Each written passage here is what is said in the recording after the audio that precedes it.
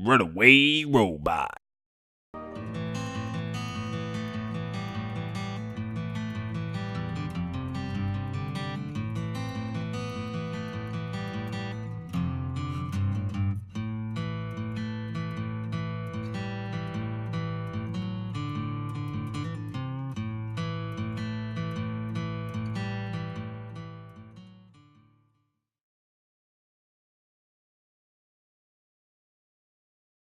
Welcome to DieFall, episode 30, actually. So that's pretty cool. This is the Aspects campaign. We're at episode 30, and you might notice that the screen looks a little different. That's sure because we have another player now.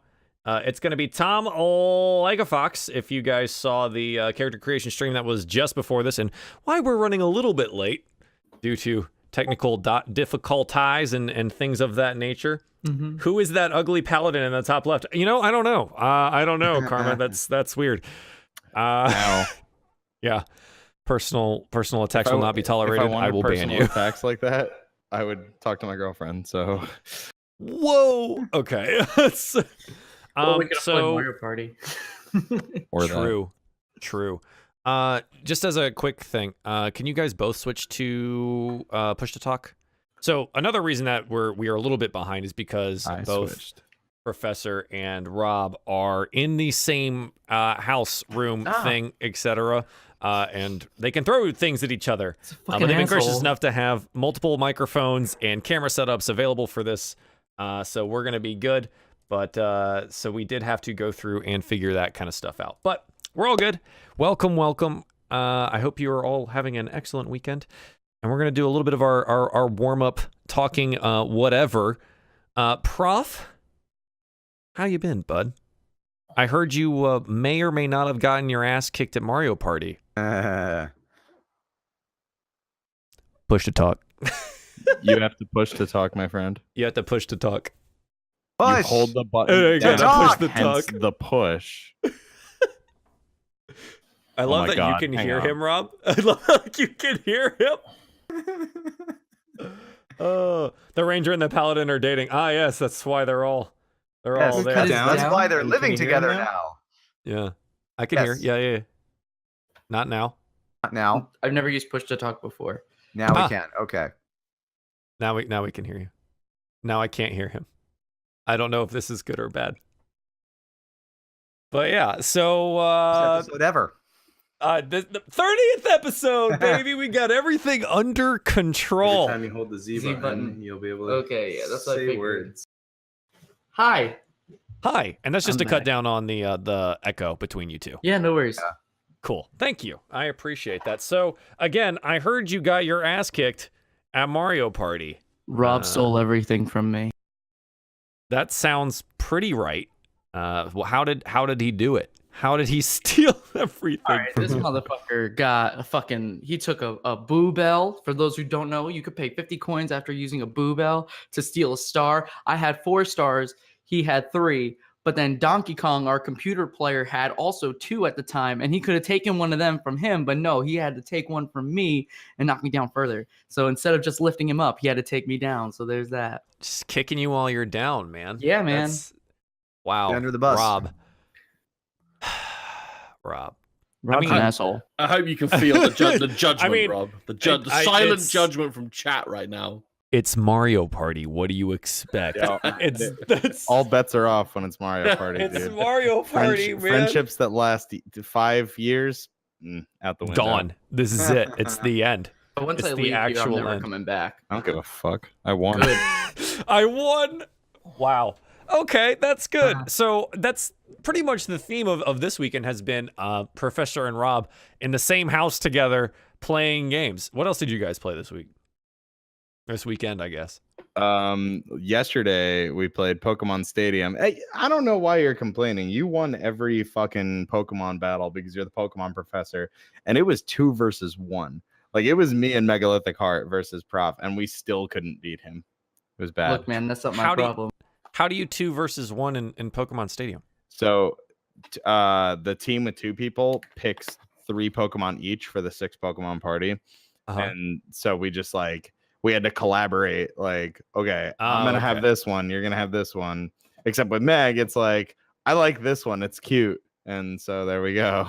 So we had a Vulpix and an Arcanine on the same team, and I was just like, I don't know how this happened.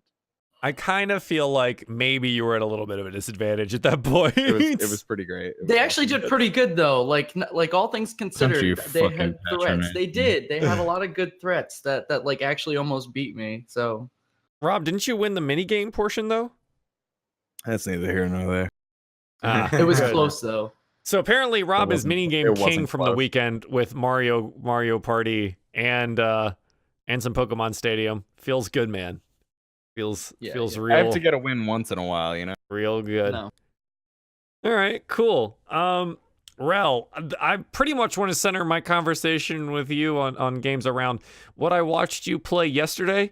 Please describe for the audience what the fuck I was watching. That was an early alpha, and I want to emphasize early alpha. Yeah. That was available for free that weekend, and so we decided to play it since it was only going to be free that weekend. It's kind of Dead by Daylight-ish, and maybe a little bit like Deceit, where it's like there's 5 players in a match. One of them is a demon. They transform into a demon when the sun goes down, and then they hunt the humans. And the humans have to find, the 4 magical bones and or boners and bring them back to the magical ritual table in order to win. Why? How? I have no idea. It's early access alpha. He beat me to it. I was going to say, I've got a magical bone for you, but here we are. Yeah. I knew. And here we are. Out of my mouth. And I mean the boner. Not the words. Anyway, aside from that, I've mostly been spending this weekend on Monster Hunter World because I went back to dual blades after doing light bowgun for the longest time. Light bowgun just wasn't putting out the DPS I feel like it should have been. And then, I switch over to dual blades, and all of a sudden I'm dancing underneath monsters and constantly hitting them and getting healed because my armor set bonus gives me a chance to heal on hit. And so I'm basically invincible and untouchable. And I love it.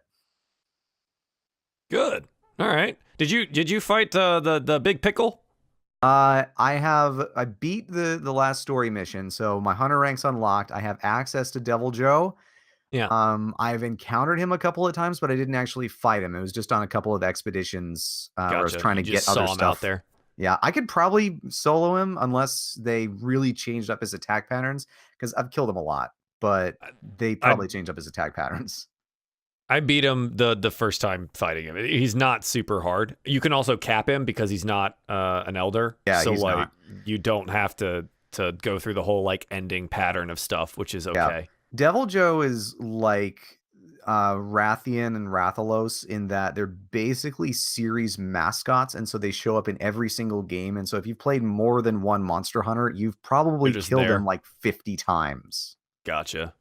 I have not. I killed him like 3 times and I got a gem, so that felt good. But other than that, it was okay. It was good. I'm looking forward to it, and y'all need to get back in the game. We'll see, dude. Spider-Man is a lot of fun. I know. So we'll see. PS4. And I love kicking Prof's ass, so Yeah. That's that should just become a staple of the channel, Rob. That's just there forever now. I'm into it. That death stare. And Tom was letting us in on Twitch's Unknown Secret, the game that he is single-handedly reviving back from the grave and the beyond. Tell me about it, Tom. Tell me about it. For all you super nerds out there, we bring him back the Star Trek, boys. Yeah, it's blown my mind.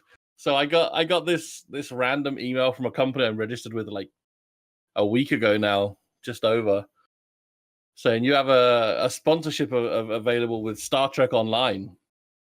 And I was like, hey, I've been kind of planning. I'd seen Otaku Panda, one of the other Wolfpack creators, been playing it. And I was like, I've been wanting to try this for a while. If they're going to offer me the potential to earn some money at the same time, then I may as well take the opportunity now. Yeah. So I signed up for it. And again, 2 or 3 days later, I thought, right, we'll do our first stream now. And as is always the way, I mean, you put your hashtag sponsored in your tweets and stuff, so people don't feel like you're cheating them. Yeah. And I just tagged the official Twitter account, and within about 30 minutes of playing Star Trek Online, which was completely dead on Twitch. I mean, yeah, there was one. I think there was one other person streaming it who had 8 viewers. You know, within about 30 minutes, I'd hit like 25, which is high for me. Yeah. And then like within another 30 minutes, I was up to like 50. And this is when my brain starts going, someone's view buying me. I need to be prepared to end the stream if this goes really nuts. And then I hit like 70s, which is like blowing my freaking mind.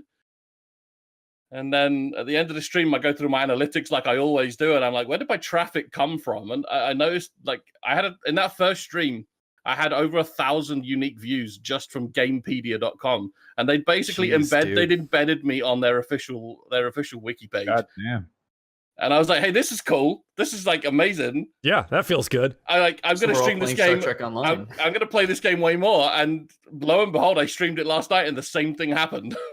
Exclusively awesome. Star Trek creator now. Yeah, they call him Star Trek like the game is actually surprisingly fun, apart from the fact that the graphics do not hold up. It looks like How old is it? Because I honestly don't even remember a Star Trek Online. It's been around for a while. I mean 11?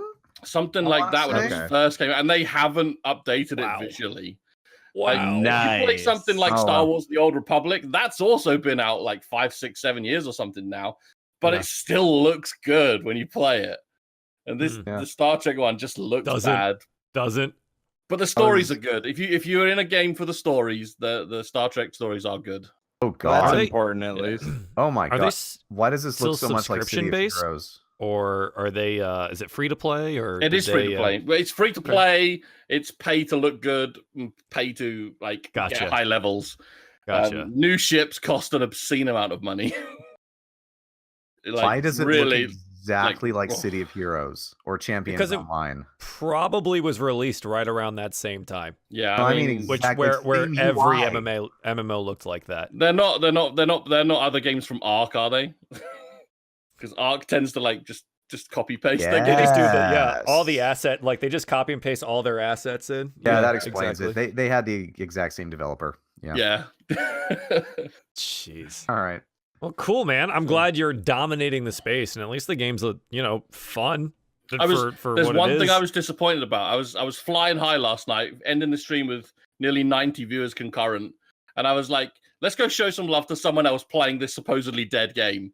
Yeah. So we raided someone who had 0 viewers, and like he just didn't notice. Like, no, it's like, that's the worst. I sat in his chat for like 10, 15 minutes, and it's like, dude, do you not even have you're streaming? Do you not even have your chat open? Like, does he even know he's streaming? Yeah, I don't know. Does he even know? He was playing on console. He was playing on console. So he might not even have known. He might have just hit the button by accident. There may be a reason that he didn't have any viewers because people got fucking bored of not getting talked to. Oh my gosh, jeez. Feels bad when a raid goes wrong. Man. So what's your like current goal in the game? Like, do you have like a ship that you want, or like a? Yeah, but they cost so much real world money, and it's gonna take me like hundreds of hours of grinding to get like the really good ships. Okay. So, at the minute, I'm playing it for the stories. We're just grabbing a charger real quick. I don't care about the gear or the ships or the anything. I'm just enjoying some good old fashioned Star Trek stories because I used to love Star Trek when I was younger. Yeah, man. Cool. Yeah, I still love Star Trek. I need to watch Discovery. It's still good. Actually, Discovery was good. A lot of people said it wasn't good, but it held up for me. Is it gonna get a second season? That I'm not sure of. Still haven't watched it. Have you seen Seth MacFarlane? What the fuck? Have you seen Seth MacFarlane's The Orville? No, not yet. It's on my to watch list at some point. It is supposedly very Star Trek-y, just with a little bit of comedy. It's not as goofball as you may think. Mm. Okay. I watched the first season, and it's really weird too because I feel like, it's Seth MacFarlane. It should have a way more comedic tone, but then it's like this is actually kind of really Star Trek-y. And then here's a joke. Here's a joke, but it's mostly just Star Trek. Cool. We That's nice. we ended up watching the Dragon Prince, like all of it last night, all 9 episodes. And I don't know if you, so it's a new Netflix like animated show. And like I'm not sure because I didn't look it up, but it the whole thing feels super like Avatar The Last Airbender. Like they even split up the season into like books and then like like like book 1 water or whatever. It's book 1 moon. And I'm like, okay. Then one of the main characters is voice acted by the guy who did Sokka. And then like all of the interactions with the people are like all very similar. But the animation style is like so jarringly just yeah, because I'm seeing here that's computer generated. Yeah, but it's like they forgot to render some of the frames. It runs at like 12 FPS. What is this? It's the Dragon Prince. It's new on Netflix. It's one I of the original. Yeah, I heard about And like that. the show itself is good, and like in the same vein that like Avatar: The Last Airbender was good.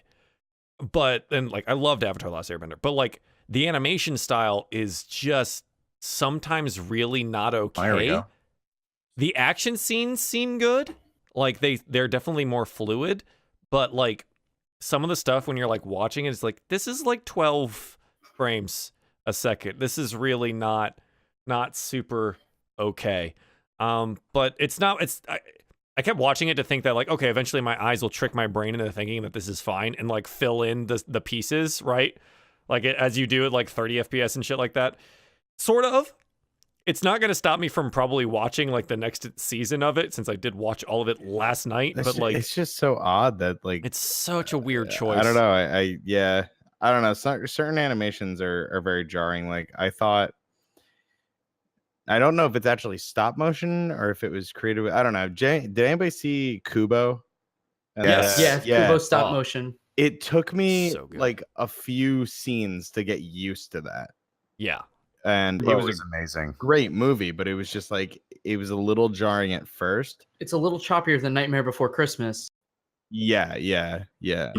But that was like, that's actually like physical. But it's stylized and it's physically stop they like motion. physically did stop motion, whereas like for the Dragon Prince, it's like, nah, this was generated in a computer. You could have probably slapped in like another set of Like I frames haven't and had seen like it, but I'm 24 FPS. I Might have haven't been a seen. time crunch thing. Yeah, I haven't seen Dragon Prince, but I'm picturing like season 1 of Ruby. Like if anybody's ever watched Ruby. Yes, it is. Yep. It is almost exactly that. Yeah. Hmm. Yeah. where it's Oh like, god, this it's almost exactly almost that. looks good. Like, But like almost. it has way better voice acting, so I was kind of okay with it. That's- So I was like, yeah, I was like, good.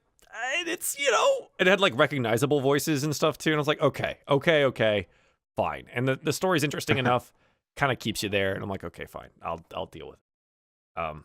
But yeah, anyways, so I think unless there's anything else, we'll try to figure out where we left off in episode 29 of DieFall. I know what happened. With attempted murder and a real murder. Lots of murder. was self-defense. So what was that? It was self-defense.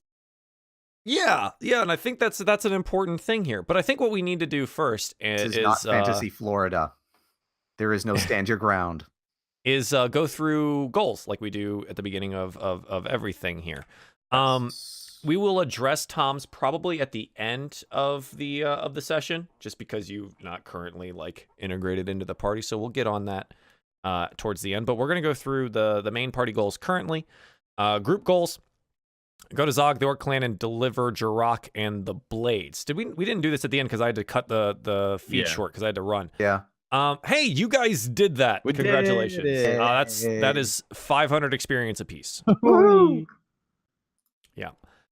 Foster a lasting truce. That has not happened yet. So we don't know the outcome of that. You've made strides in that direction, but we don't know if that's actually going to be a thing. Cure Ignis of the effects of Karis' curse. You guys are working on it, sort of, but it's not something that you've had the opportunity to actually like get done, right? Right. Okay, so those are your group goals. So you have an empty group goal currently. Do you guys have any ideas on what you want your group goal to be? There was talking about like going to the desert, rescuing Lady Tassir, right. and kind of doing that. Yeah, that's one of my personal goals. But if it's gonna be a party thing, then I can swap it out. Well, it's already a personal goal for both you and Darien. Right. Yeah. So that's. And if I remember correctly, Miera was basically striking a deal with you guys that if she went and helped you in the desert, then you would help her find her brother. Right. So, and I forget the outcome of that. I think you agreed to that, though, Ignas. Yeah, I basically said, I'll do what I can. I know. I got it now. Okay. Yeah, I basically just said I do what I can. Right. So is that enough for you guys to maybe toss that in as a group goal? I think so. I think so. I mean, yeah. I'll revise my goals. Okay. Find and rescue the Lady Tasir. Okay. Cool. So that'll put us down. Are you guys okay with the remainder of the group goals still? Yeah. Lasting truce, cure Ignis of the curse. Yes. Okay. Ignis, find your dad. That's still hanging out there up at the top. And then you have leave Orc camp alive with the party. Yeah. Cool. In process of possibly. Yeah. So you're working on it. Yeah. But what do you think you would like to have as a third goal here? I might slot in one of the other background goals that I have going on. Come back to me. Okay. So Miera, yes, you have that's me. Find your brother Zeor. Yep. Not currently happening, but it's on there. Make it a Sparrow's Crossing to learn the story of Melrius, and then train with Balmir to get better with the armor. Again, this is not something that's actually happened yet. No. Now knowing what the intent of the group is after last episode, and seeing maybe Ignis willing to help after you attend with this next thing. Do you want to keep these current goals, or do you want to put them in the back burner? Or I think I need, because of immediate problems that we're facing right now, and because I know that we will find my brother eventually, or we're going to at least look for my brother eventually. I'm going to find my brother on the back burner. Okay. And in place of it, I'm going to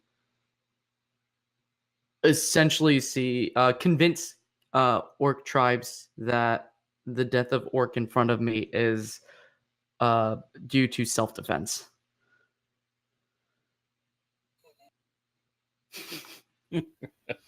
Sure. Yeah, that's specific enough, definitely, that you can we can attach a number to that. You could certainly try. Yeah, you could certainly try. Make it to Sparrow's Crossing, learn the story what happened to Melrius. Do you want to leave that there, or do you want to try to do something else? Okay, and then train with Balmir. You want to leave that? Yes, sir. Okay. Darien, you currently have a blank spot now that we've moved one of your goals to a group goal. You have commune with Alis, and then make a good impression on Zog. The good impression on Zog one, I think, is not necessarily resolved until you guys have decided to leave, right? That's not done yet. Yeah, we don't really have an outcome of the talks and everything. Right. We did award you some experience for communing, but it wasn't with Alis. So do you want to leave Alis on there, or yeah, for sure. Okay. And then you have an empty spot. I'm gonna go with kind of springboarding off of the Miera goal.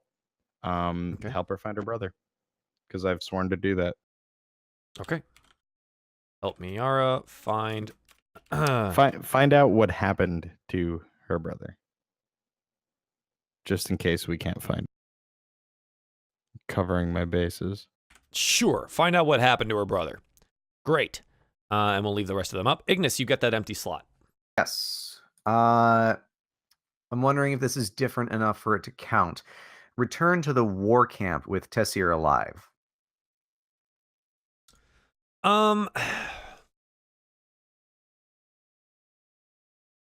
Yeah, I mean, you can have that. Currently, your group goal is find and rescue.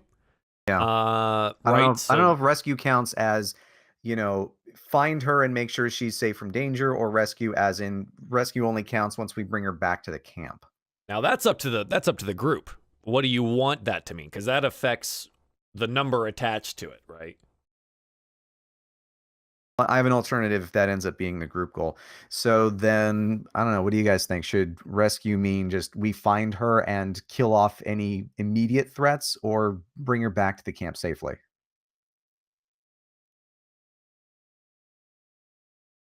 What do you think, group? Part of me speaking as like where Darien would be, he's like, oh, she's safest with us because we're fucking awesome. Yeah. So I'm like, I feel like it would just be like, get her under our custody. I could agree with that. Okay. So, I mean, Ignis, on the other hand, thinks long term, and considering that wherever he goes, things are trying to kill him. So Your sister, your rule, dude. I you know what? Let's No, that's fine.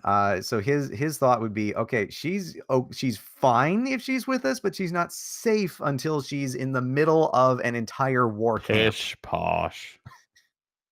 We're the Sure. best. Yeah. I think Yeah, starting out I getting agree. her into our custody should be our first priority, and then what we do with her after, I think, is going to be important. Well, for now, the question remains: does that mean that that goal is differentiated enough for it to count? Your personal one, sure. Okay. Return to. I'm assuming the Erdrick war camp. Yes, of course. So Earl Reese war camp. Because you're alive. Cool. Yeah, that's definitely something that we can have on there. But I didn't specify the party. Yeah, you did not, and that's fine. That's fine. Yeah. All of those little nuances affect how much experience is awarded. Okay, cool. We will address Tom and I kind of addressed some of the goals already that he would have, but we have not applied them to the 3-goal system. But that is something that if and when this person arrives and whatever, that there will be opportunity for that. Okay. So I think now as we get back down into our game, we kind of get the immediate flashback of what happened in the previous episode of our heroes arriving at the orc war camp / the basically the budding breaking new ground of a city, being before the throne of Zog, meeting his blind orcish advisor, hiking up the mountain to the overlook, viewing the expanse of the orcish army, as well as discussing treaties and truce talks and things of that nature that you had said you would do for Earl Reese. So we get all of those in the flashback. That we also get when you guys are led to Krull, the old goblin servant of House Erdrick, who let you guys know that after the fall of Erdrick and the assassinations of many of the lords, the Lady Tassir, which is Ignas Erdrick's younger sister, was taken by the house servants and secreted away, and then was on the run. He then let you know that they passed through the orcish war camp, were allowed passage, and the Lady Tassir was sent even further northward towards the desert, north of the Spine Mountains, known as the Waste. Krull did not go with them. He's finally succumbing to his old goblin age and is currently resting over in one of the goblin encampments within the larger enclosure of the orcish city, for lack of a better term here. So we see all of that happen, and then we see you guys basically bed down for the night in a small tent that's been provided to you. And then a fight breaks out, right? A knife enters the backside of the tent, stabbing at Ignas Erdrick, dealing him some damage, and then the tent is beset on 3 sides by some would-be assassins, it looks like. After defeating 2 of them by knocking them unconscious, and the last one being slain by Miera, that's kind of where we pick up. During the fighting, you guys were able to perceive that there's been shouting in Orcish, and some kind of bell was being rung within the inner encampment. And there's now these guards are rushing to the scene. And basically we see all of this just as Darien knocks out the last of the orcs here. You're now currently surrounded by well-armored and well-armed orcs, the ones of King Zog's personal guard in their full plate armor, brandishing various different types of pole arms and axes and things like that. Yeah, what would you like to do? I think Ignis is just going to immediately look up at Miera and whisper, "You are just the dumbest elf ever, aren't you? You weren't so smart yourself. I got stabbed in the back. Yeah, you should Also, have I been didn't keeping kill an any of eye them. out. I was keeping an eye out. They stabbed me in the back." So Darien, you're the only one currently outside of the tent, right? Like everyone else is a little internal with this. And I'll bring up the map for the audience here. We kind of just did a little impromptu, little mappy deal here where we just, the circle was the tent, and our heroes were inside of the said tent and had to fight off some assassins here. Darien is currently outside of it, and the rest of them are like inside of it. Just for some context here. So Darien, being the only one outside of the tent here. You're definitely well aware of being surrounded by like the immediate guard of Zog here, and you can hear them bickering inside. And you're swiftly approached by one guard who speaks a little bit of broken common through the back of and through his faceplate. It's a little echoey, and he seems to be brandishing a large like halberd of some kind. What's going on here? I will lower my weapon and just kind of like sheath my sword, lower the shield, everything, and just say, I'm sorry for the commotion, but we were attacked by assassins in the middle of the night. Maybe people against our presence here. I swear we mean no harm to your people. He behind the eye slits of his helmet, you see his eyes narrow a little bit, and he goes, "Assassins, show me." And he motions to a couple of the guards and stuff like that. And yeah, do you let him by into the tent? Yeah, of course. And I show him directly to the people that did I knock both of them out? Yeah, you did. Okay, nice. Yeah, I'll show them to the two I knocked out. Okay. Yeah, so you see the two that were knocked out, and it's, I mean, there's three of them, and it gets really crowded really quickly. You guys are kind of shoved outwards through the holes that have already been made, like through the tent, both Miera and Ignis, right? And they clearly pick up the scene already. There's two that are knocked out, and there's one that's definitely dead. And they seem to be talking in Orcish and whatever, and kind of assessing the situation. Behind you, Darien, the guard, like the circle of guards kind of like parts a little bit, and you see kind of in just kind of like a white linen shirt and some pants, barefoot still, but holding the mining pick that he always seems to carry at his side. King Zog does approach you, and he looks, and he's looking around, and he addresses some of his guards in Orcish, and some of them move off somewhere, and then he addresses you, Darien. What happened? My lord, King Zog, we were simply asleep in the tent. As a precaution, we had a watch set, and Ignis, my lord, the Duke, was on watch and was attacked by, I would assume, assassins that are against our presence here. And we did the best we could to try and keep them alive. Unfortunately, one of them died in the attack. When after you finish, and like he says something in Orcish and like spits down to the ground, "Assassins in my camp," and he like moves forward and like addresses the guards that are looking over the situation. And after a couple minutes of like them going over the bodies and stuff like that and checking them out and like taking the blades, and the ones that are still conscious, they're like dragged out of the tent and tied. The one that is dead is unceremoniously like dumped outside of the tent and kind of like onto the ground. And Zog is like, busy doing king things, pointing at various things and like asking questions and things like that. But eventually he comes back to you guys kind of like as you're huddled around, but like within his personal guard here.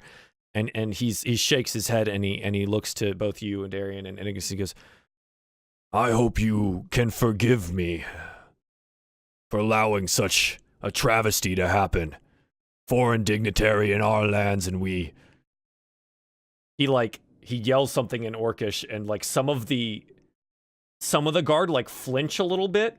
Like, "They will be punished. for not keeping good enough watch. The assassins from the Torn Skulls tribe. I don't like what the Unchained are attempting to do here, creating stability, creating a city, something to be proud of as an orc. Some of the tribes, as you rightly guess, Paladin, do not like where we are going. These two, and he like kicks one of the ones and it like groans as it's on the ground or whatever. Still unconscious, but you know, still able to feel pain. These will be strung up from the walls as an example. We cannot have this. We will have progress. Well, Darien winces a little bit at the strung up comment, but then he says, "My king, you have nothing to apologize for. We understand that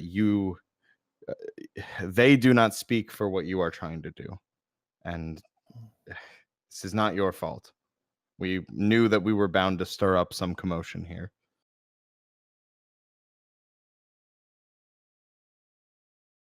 Your words bring me some comfort, but there is great shame in allowing a guest to be attacked under my roof. You shall be much better guarded for the rest of the evening. Please, gather your things and come with me. Certainly. Thank you, my lord. Then I'll go back to the others and gather my stew. Yeah. So like you gather your things, the guards there, there's definitely more there than even when you guys started. It seems they're all up and at 'em at this point in the middle of the night. You're led over to an adjacent tent to the throne room, actually, and it seems to have been cleared of some of its various accoutrement and situated much similarly to the tent that you had just previously been in. But Zog, as he like ushers you inside or whatever, speaks to you. I will triple the guard for the evening. You should have nothing to fear here while under my roof. Now, I must attend to these traitors. And he turns to go, unless any of you stop him. No, I'll just say thank you, my king. We greatly appreciate it. Sure. He nods curtly and leaves, grumbling things in Orcish to some of the guards that are around. Yeah, and so you've been situated in a different tent, supposedly under much better guard. Is there anything that you guys would like to do, or do you kind of just want to like wrap up the long rest you were attempting to take? I think I am going to down a potion on the assumption that we are going to be attacked before the long rest is finished. Okay, sure. If you Ignis can is take one of paranoid, yours. boy. Yeah, just one of my regulars. Yeah, go ahead and roll for that. Okay. 13, nice roll. Yeah, so you recover 13 health So almost full. points. All right, I'm And good. so you guys, like, as you're settling in, you see Ignis reach into his pouch, unpop a stopper, and just chug down a healing potion of his. Ignis is special. Yeah. Yeah. Okay, is there anything else you guys would like to do, or you want to try to get some kind of rest here? I will continue my watch. My watch is not yet over. Yeah. So, I mean, it was kind of in the middle of your watch. Go ahead and make a perception roll for me, then. Oh boy, this will be the greatest perception roll ever. Just like last week. Yeah, you perceived everything when the dagger hit you in the back. Oh god. Yeah, so maybe like I'm just still paranoid. I'm just watching shadows now and staying away from the walls because I got stabbed in the back. Sure, right. So like Ignis is like sitting in the middle of the tent, cross-legged there, like huddled and like clutching his spear maybe, and just, you know, a little apprehensive. Long knife in one hand and a fire or acid vial in the other. And yeah, just sure. Kind of turning 90 degrees every 30 seconds. So the next hour passes for Ignis in this state. But nothing happens. Ignis, you do notice that like through the walls of the tent, you do see many more shadows of various heavily armored orcs, and maybe that's not helping your paranoia. that you do seem to be even more surrounded than you were previously. I don't know if they're loyal. Yeah, you don't know. But your watch does come to an end. And I believe Miara is generally the one that picks up the end of the watch here. So yeah, Miara, if you'd like, Ignis comes to wake you up, maybe kind of like jittery and shaking and not Blaring. super well off. Yeah. My Glaring lord, at every please shadow. rest well.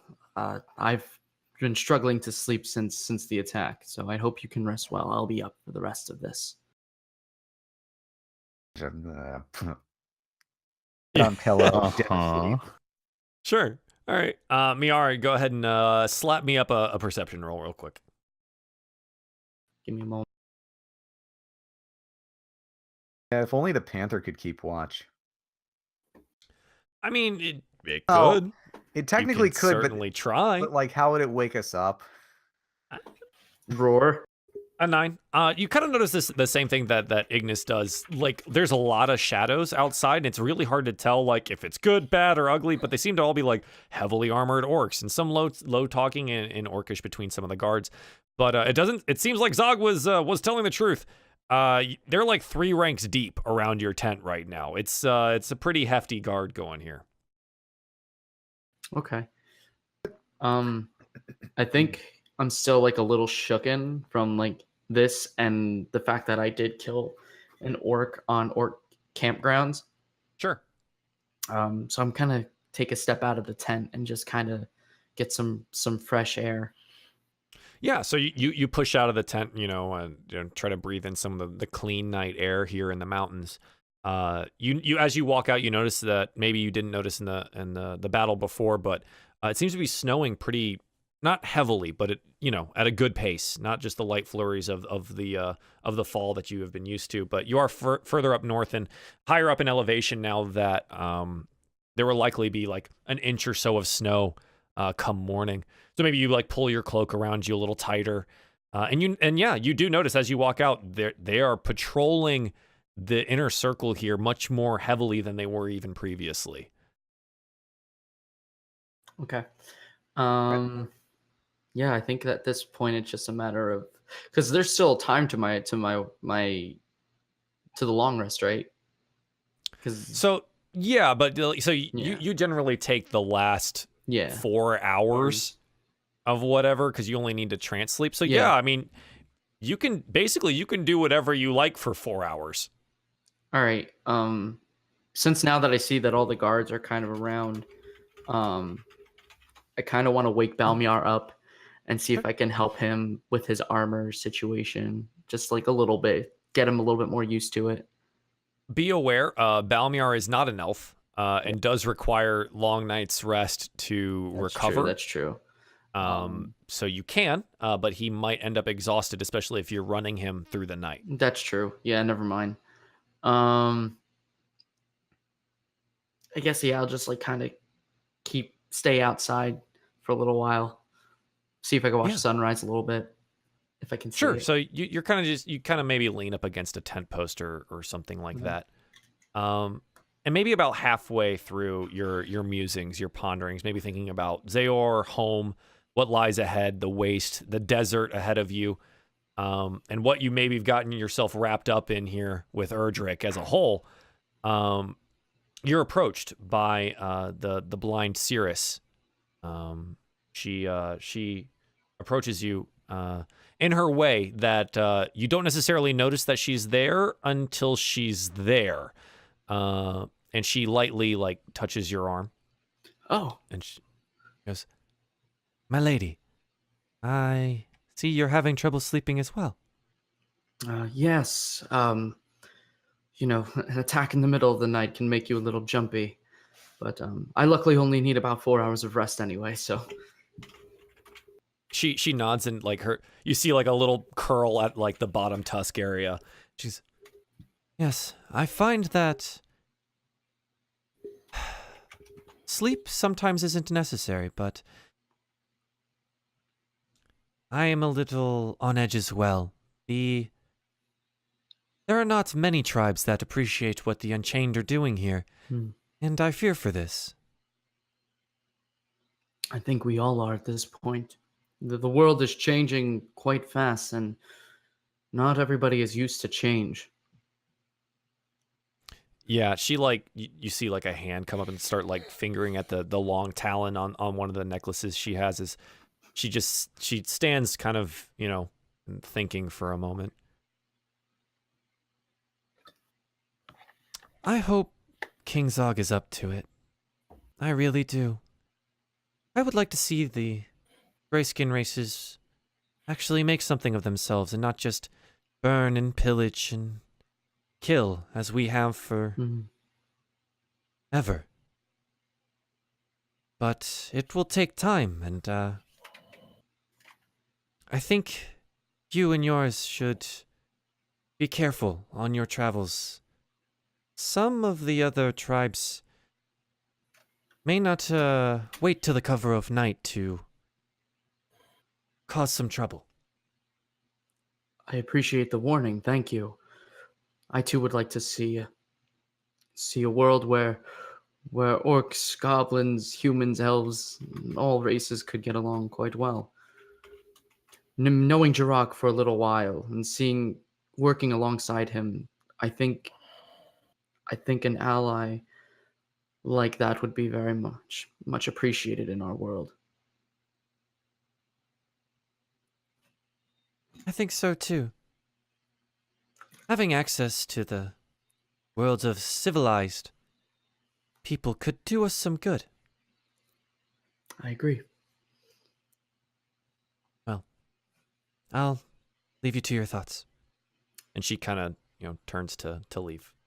You as well. Thank you. Mm-hmm. And as quickly as she appears places, she's gone. She's Batman. Yeah. Batman. So if there's anything else you'd like to do, or if you're just gonna, you know, ponder the world as it is, your watch will come to an end. Nothing in particular happening. You do hear some commotion at some point.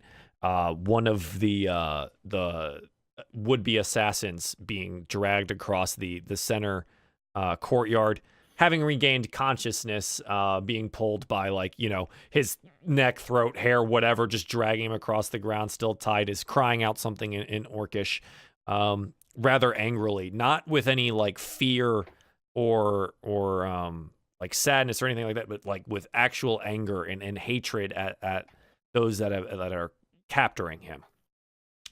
They pass out of your view, and eventually the yelling stops. Not sure what had happened, but eventually it ends. Yeah, and so does your watch. The sun peaks over the mountaintops, and yeah, if you've been standing here for a while, you are a little bit covered in snow. It has settled onto your shoulders and maybe onto your head, onto the hood of your cloak, and onto the tent tops around you. Some of the orcs that you know, would have traded shifts or whatever, you see it like have piled up on some of their plate armor and things of that nature. And yeah, you're welcomed by a very brisk morning.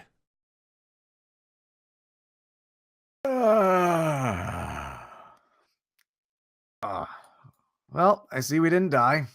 My nipples are rigid. That's enough out of you. I'll get up and have breakfast. Yeah, I mean, so you guys all get up and kind of prepare yourselves. An orcish guard eventually comes and like opens the tent up pretty unceremoniously. Doesn't knock, doesn't do anything. Just rips the tent flap open and goes, "You are requested to attend to Valrul, excuse me, to Zog." No! Yeah, right. Traitor! Yeah, right. You're requested to attend to Zog, and he like lets the tent flap fall back. He has to say. Going. Yeah, so you guys, you know, exit the tent and are led by one of the guards to kind of like just like an outdoor camp area, and you see Zog flanked on one side by Bati, his advisor, and a couple of guards just plop down on a stump, eating something from a wooden bowl. And he sees you approach, and he nods. He goes, "No more trouble last night, I hope." Well, could actually get some sleep. I'll just rub the spot where I got stabbed. Absolutely. Technically healed up. Yeah. Your guard was very vigilant. Thank you. He nods and he goes, "They better be. The ones on watch from last night will be facing some less pleasant posts for some time." Also strung up next to the traitors. Guard the traitors on the wall. He gestures with the wooden spoon to a black pot that's like situated over a fire, and he goes, "Come, sit, eat. A morning stew will do you right." Thank you. I thought I'd eaten a ration. So he proffers it out, and you have your mess kits and stuff like that, so you're well equipped to eat something. I'll take a seat across from him. Yeah. So there seems to be like one more stump and like a long log that seems to be brought over here just for this purpose. So you're more than welcome to like sit across from him. As you guys are like eating or whatever, he does address the group, and he goes, "So, what is next for you?" We will be heading into the wastes to the north. I've received word that my sister may be there. He like gestures over with his head. "Bati did tell me that you might head that direction. I wonder where this leaves our talks, Ignas of Erdrick." Well, I'm hoping it won't stall them at all. In fact, I've prepared a letter that I hope you will have sent back to the war camp. It includes details of what we discussed yesterday, as well as instructions for the diplomats on our side. And can we just say that I have, in fact, sealed this? Like, wouldn't I have candle wax just in my alchemist pouch? I thought we said that. Possibly, that yeah. I mean, and I'm fine with that. It's sealed with wax. That's fine. Yeah. So you just got it rolled up and sealed. Signet ring of Erdrick, stamped, et cetera, et cetera. That's fine. All right. He kind of like raises his eyebrows a little bit and extends a hand while he's like chewing on some of the stew, for the letter. And I'll hand it to him. Yeah, he takes it, and then says something in Orcish, and a guard like jogs up and he hands it over to him and says something else in Orcish, and then points and like gestures off, and the other one turns and kind of jogs away, and he goes, "We will attempt to deliver with the next trade caravan. Should have one leaving maybe midday." Oh, thank you. I appreciate it. And hopefully we can continue negotiations in the future.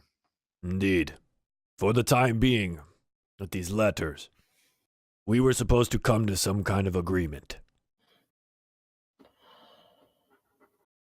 Does Earl Reese speak for you now?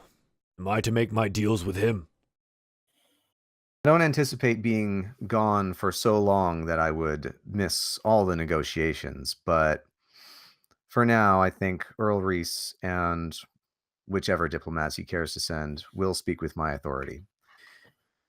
For now, most of what we discussed is agreeable.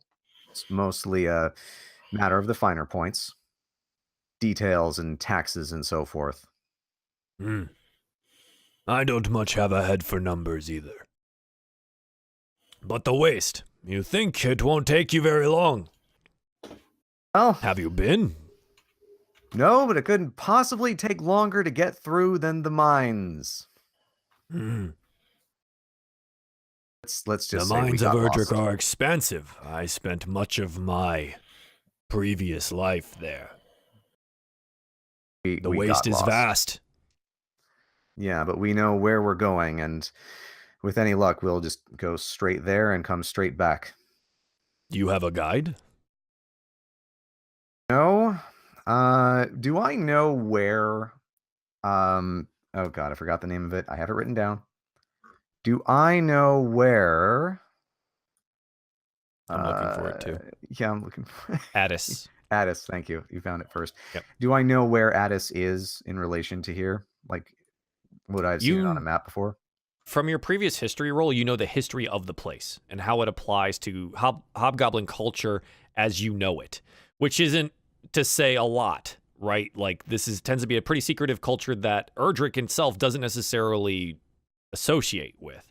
Do you know the actual where Addis is? No, probably not. You could probably figure it out, maybe, but like, All right, then I guess I'll say no. In fact, were you offering someone? He looks at you and goes, "We do not venture to the waste. We are unwelcome there. The hobgoblin tribes," and he kind of like gestures out with his spoon, "good warrior race, but even more prone to fighting than we are." And he kind of chuckles a little bit. Very insular, I take it. They serve their purpose and purpose well. They keep the monsters in the waste away from us, the other monsters. And he kind of like chuckles and like slaps his knee a little bit, thinking he told an excellent joke. One bad. Darien will laugh. I'll give him a single thumbs up. In Orcish culture, the thumbs up is actually flicking him off. Congratulations, you just got yourself killed. Do you bite your thumb at me, sir? This isn't Do the bite Middle my East. thumbs, sir, but not at you. This isn't the Middle East. Come on. You're going to the desert. So It's true. I'm gonna watch it. he looks at, he kind of takes it like, you know, after he laughs a little bit, he takes a serious look and he goes, "I do not have anyone that knows the waste. I am sorry. My place is here, handling the Unchained and the new city as it will be." Well, in that case, we will have to figure it out. I need to rescue my sister. I need to make sure she's safe. I do understand the importance of family. If only mine weren't taken from me. And he kind of like gets this like kind of like 1,000-yard stare a little bit, and then he brings it back to you. Though I guess since the slave trade has now been abolished in Erdrick, it will never happen again. And this I can be thankful for. Aspects willing. Indeed. He, he's finished his stew at this point. He kind of puts it down on the ground and stands up, and, readjusts the mining pick at his side. And he goes, "Good, well, your cart shall be available for you when you need it. I have work to do." It was nice to meet you, Ignas of Erdrick, and Darien Heroncrest, and even you, elf. Miera, I believe some good shall come of this, and I appreciate you making the trip north. When you return, hopefully we have solidified our hold here, the treaties that we need, and you shall pass through without issue. I do warn you that some of the other tribes will work to ruin what we have accomplished here. They will try to find a way to start the war that we are hoping to avoid. Be on your guard. We'll do our best to avoid starting that war as well. It was kind of side-eye Miara. And it was good to meet you too as well, King Zog of the Unchained. I'll hold out my little gnome hand for him. Yeah, it's clasped by a very large orc hand. It encompasses yours completely, and he gives you kind of like a single shake. I kind of visualize that as in the first Deadpool movie after he gets his hand cut off, and then it regrows in a little baby Yeah, the hand. little pretty close. Yeah, pretty close. Yeah. So and he turns to walk away, and he gives like a nod to each of you, Miara and Darien, and he turns to leave, attended by a couple of guards. another guard like walks up after you guys are like, finishing up breakfast and whatever, and he goes, "You will be attended to by the guard. We shall see that you leave the northern gates unharmed." All right. Thank you. Yeah. So he turns and walks away, and you guys are left to finish your breakfast. What would you like to do? I'll turn to Ignis and say, well, I think that went well. I would agree. Aside from almost getting assassinated. I think all things considered, this was a success. Yeah, I mean, we almost got assassinated. Almost. And Zog does seem to be an agreeable sort for an orc. I'm just glad that it wasn't turned against us.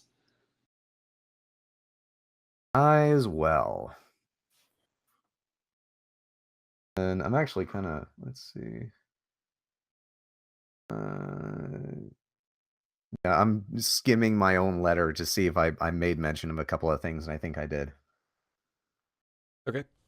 Oh God, I forgot to tell him. I forgot to say, love Ignis at the end. How will he know I love him? Oh, if only. No, Ignis does not love anyone but science. And himself, let's be honest here. Yeah, That's pretty clear. I feel like I ship him and Ari Goldhand. Yeah. Yeah. Oh my God. I can picture that being like the biggest marriage of convenience ever. The power dynamic there would be interesting. Yes, dear. She's a power bottom.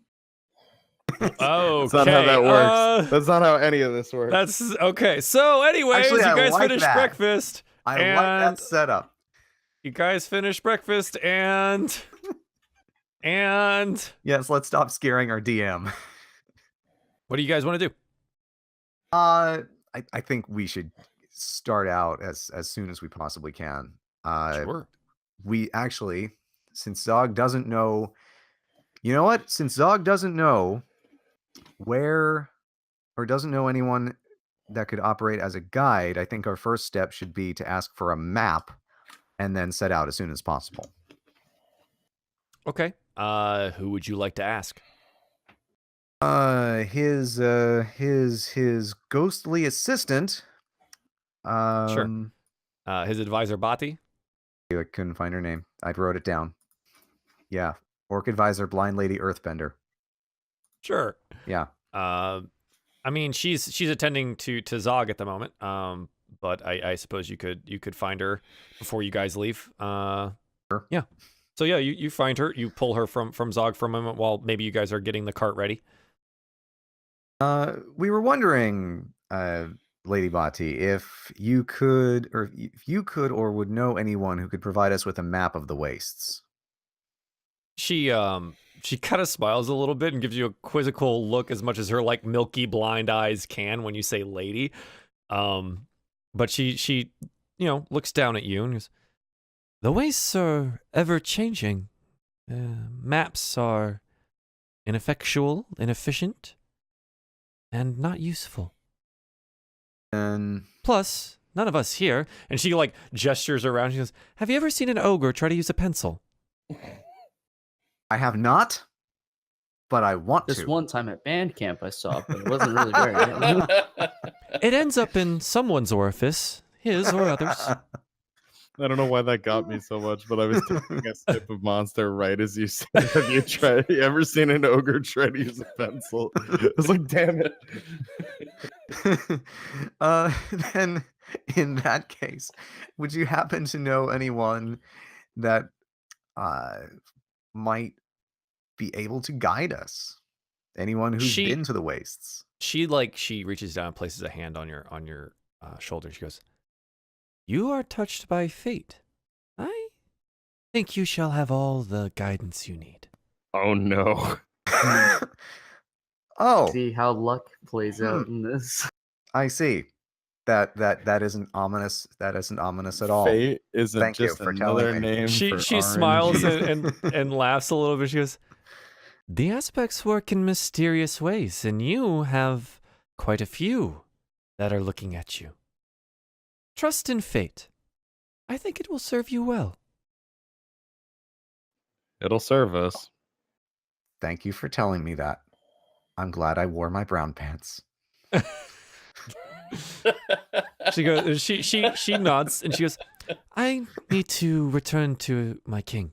Good luck on your journey, and don't hesitate to come by when you return. We do? He scores. We shall. Yeah. Right. Okay. So she nods and turns away. Her beads clanking against each other, and you watch her go. Yeah, so you guys have loaded up the cart. No more bodies in it. You all fit inside of it, right? You got a couple of horses at the front. We must be veteran adventurers. We actually have a cart and horses. You do. Yeah, for now. Because we're level 5. And before next session, it sinks into quicksand in the wastes. Next session, this session. Yeah. We'll see how it goes. Oh, yeah. Anyways, you guys so you want to head out? Yeah, sure. Season. Yeah, so the heavy log that blocks the forward gate of the palisaded inner area is hauled off to the side by 6 orcs and moved out of the way, and they open up the gate and your cart trundles through. You are surrounded on each side. This time, instead of just the guards that you'd met previously, leather armor or whatever, you do have some of Zog's personal guard with you. The heavily armored, halberd-bearing orcs and all the dark iron that they wear. They surround the cart and walk with you. And as you exit, Ignas and Miera, you both notice this. There seem to be 3 bodies that you notice strung up on the walls. Some of them missing limbs, others missing parts of their skin. And all in contorted faces of pain and agony as you exit. Go ahead. Say this for Zog. He does know how to make a point. Let's Please. just be glad that's not us. Please, my lord, when you return to Erdrick, don't take any pages out of his book. No. I run a... Then I'm whispering now because I don't know who's listening. I run a civilized city. I'm not an orc. Okay. All right. You may blow them up instead. Mild racism. It's all good. Casual racism. Yeah, so you guys continue moving outwards. And so as you've turned around and look at the wall, and then you're now being led towards the road that they have started working on. In this quote unquote city, this crush of encampments of different types of orcs, goblins, ogres, and things like that. You're led northwards this time. Your 6 guards soon become 12, and then 12 to 20, as you seem to be in a procession of some kind. Not all of them are the personal guard of Zog, but he does seem to be taking this very seriously.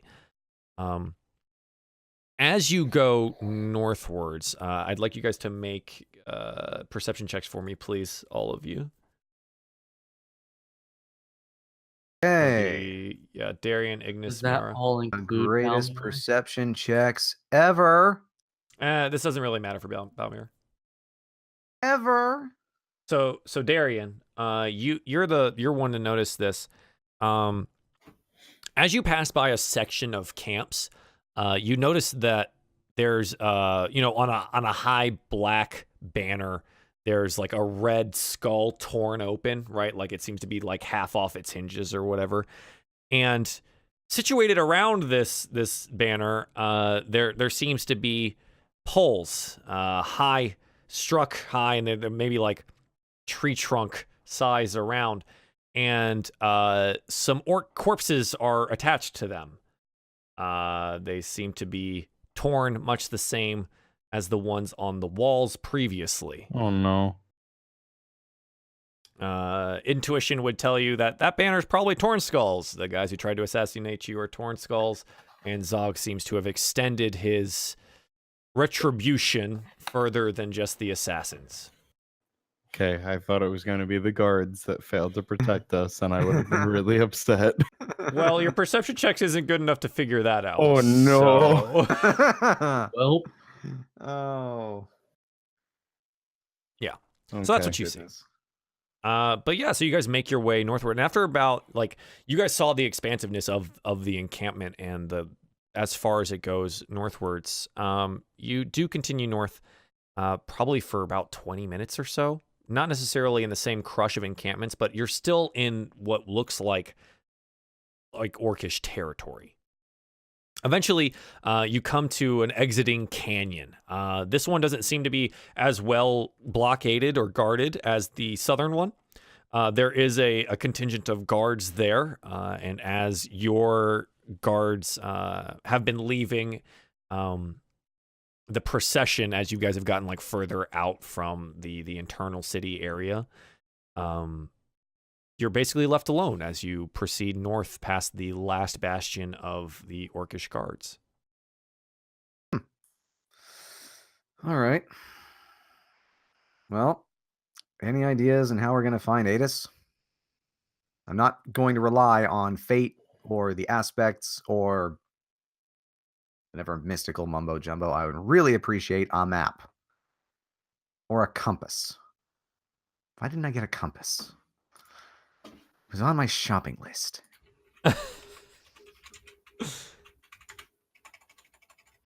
Actually, did I ever get navigator's tools? No, you have proficiency with them, but you do not own them. It was on my shopping Shit, list. I thought for a second I had a compass, but never mind, I don't. Damn it. I mean, you guys are pretty, well versed in how the stars align and things of that nature. And Ignis, you're pretty intelligent. You can probably figure it out relatively well too. Yeah.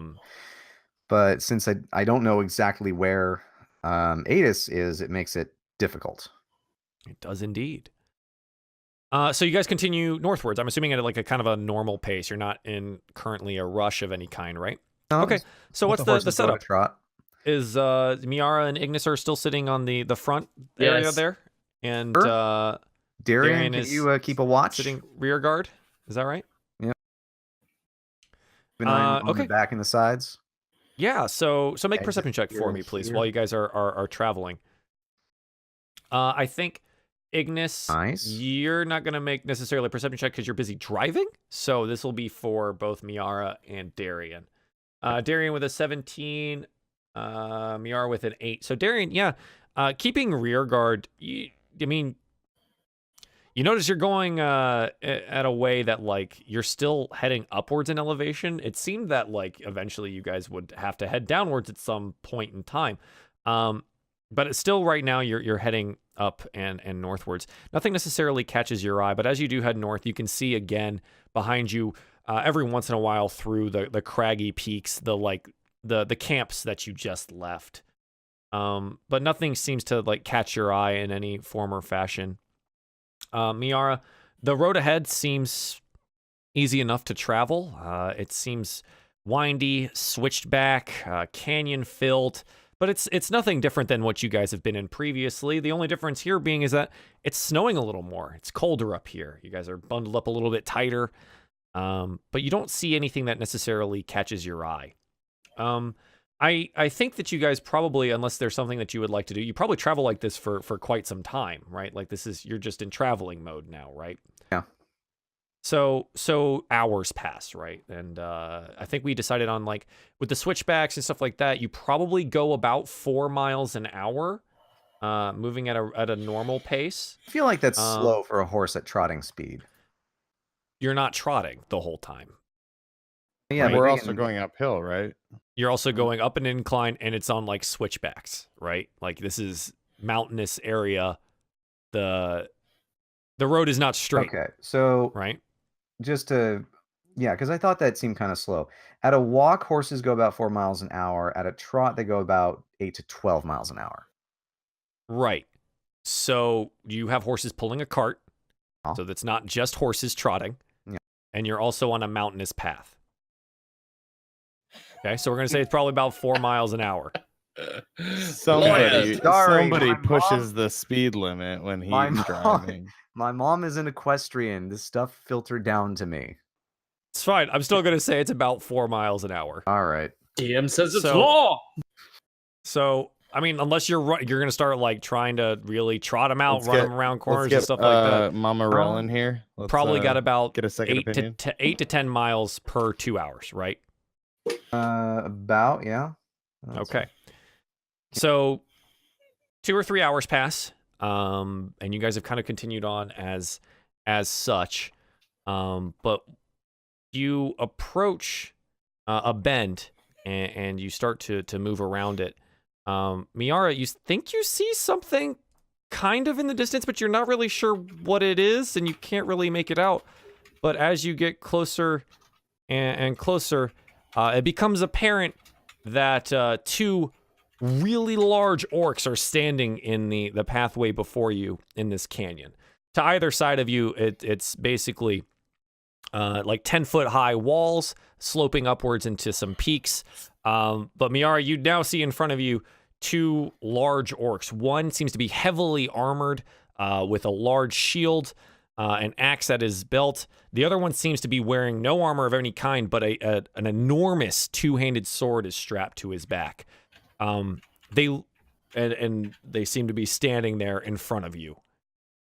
Oh, look, it's fate. I'll turn back to Darien and say, "Do you want to do the talking here? There are 2 things up ahead. They look like orcs." Oh boy, and I'll close my cloak and flip my hood.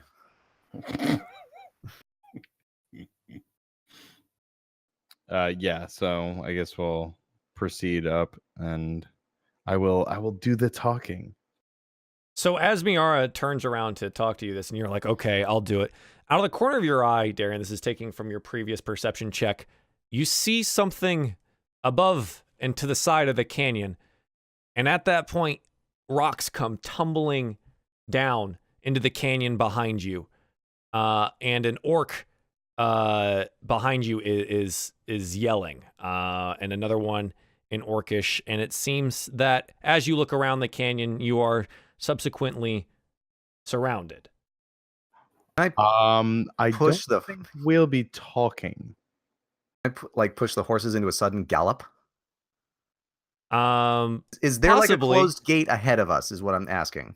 Nope, there are 2 orcs ahead of you. And now to be them. as we get to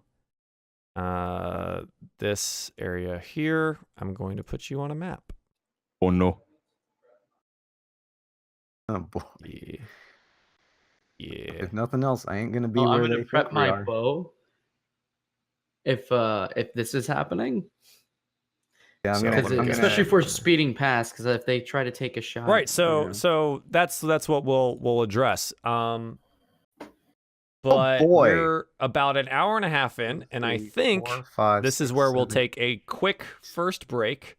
8. And then we will address the issues at hand. So currently, you guys are set up as such, and we're gonna take a quick break. Where is our mysterious half-elf friend to rescue We- us? You're not supposed to know that. Right back.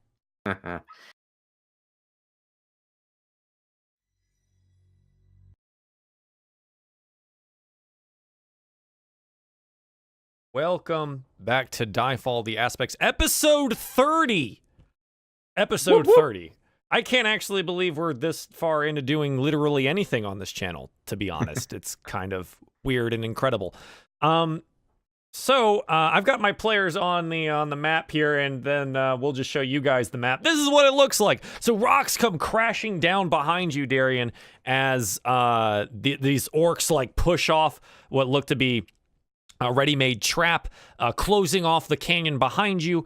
You see now you see some orcs surrounding the canyon around you, hooting and hollering, and 2 large orcs, one heavily armored with a large shield, and another one with a giant 2-handed sword on his back, standing in front of you.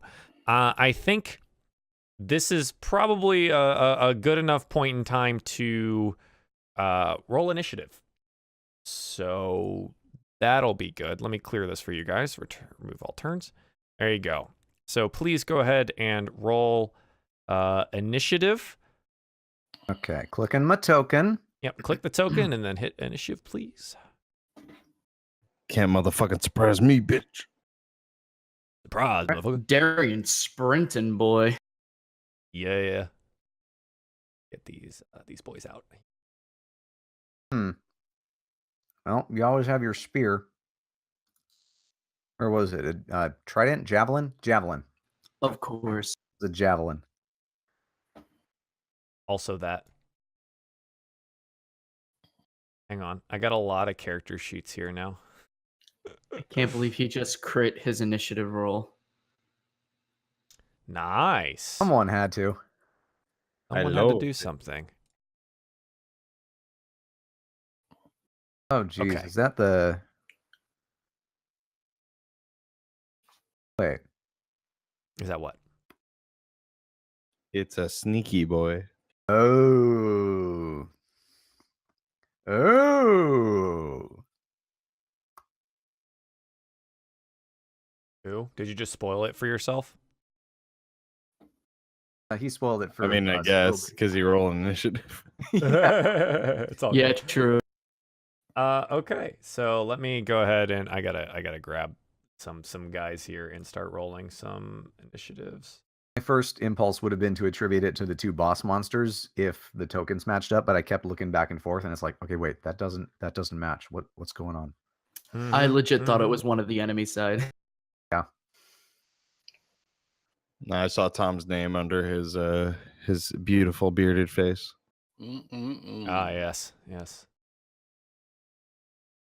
Guys. I'm rolling all of these publicly, so hopefully you guys can see all this stuff. YOLO. Yes, sir. Yeah. And, Let's see. And this is a lot of guys. So this is going to be interesting. Shield. Oh, boy. The real question which is, one this guy? when do the boss mobs... When do they get to go? Yeah, when do they get to go? Because those Don't are the worry ones I'm about going to it. try to run down. Certainly That's the thing. try. If I go first, then they don't get to prep an action or advance on us. Okay. One of them gets to prep an action. Okay, so that's that, and that. Hang on a second, stream. I will get you to where you can see all of this. I need a third monitor, like heckin' so bad. Just get 10. Just get 10 monitors. It's fine. Oh god, I'd love 10 monitors. You know that film Swordfish? I want that set up. Yes. I haven't seen that in Also, forever. I want the Stark setup where I could take them anywhere. Over here. I like that this one guy's name is Scott. Oh god, Yeah. there's so many orcs. Yeah. Too many orcs. Too many Too many orcs. orcs. King That's Zog, good help enough. us, Sorry, please. chat. I can't really make it super much better than that. I gotta get all my sheets back up here. So it looks like Darien, you're the first that's able to act here, right? Can't motherfucking surprise me. Yeah. Can't be surprised. Also, bonus to initiative. You're pretty much the first to notice. You're also the first to notice that this was happening, right? Like, so Yes. you see these rocks come down behind you, crashing in, and these orcs pop up from the side. Some of them brandishing spears or bows or axes, swords, things like that. And yeah, you're the first that's able to act.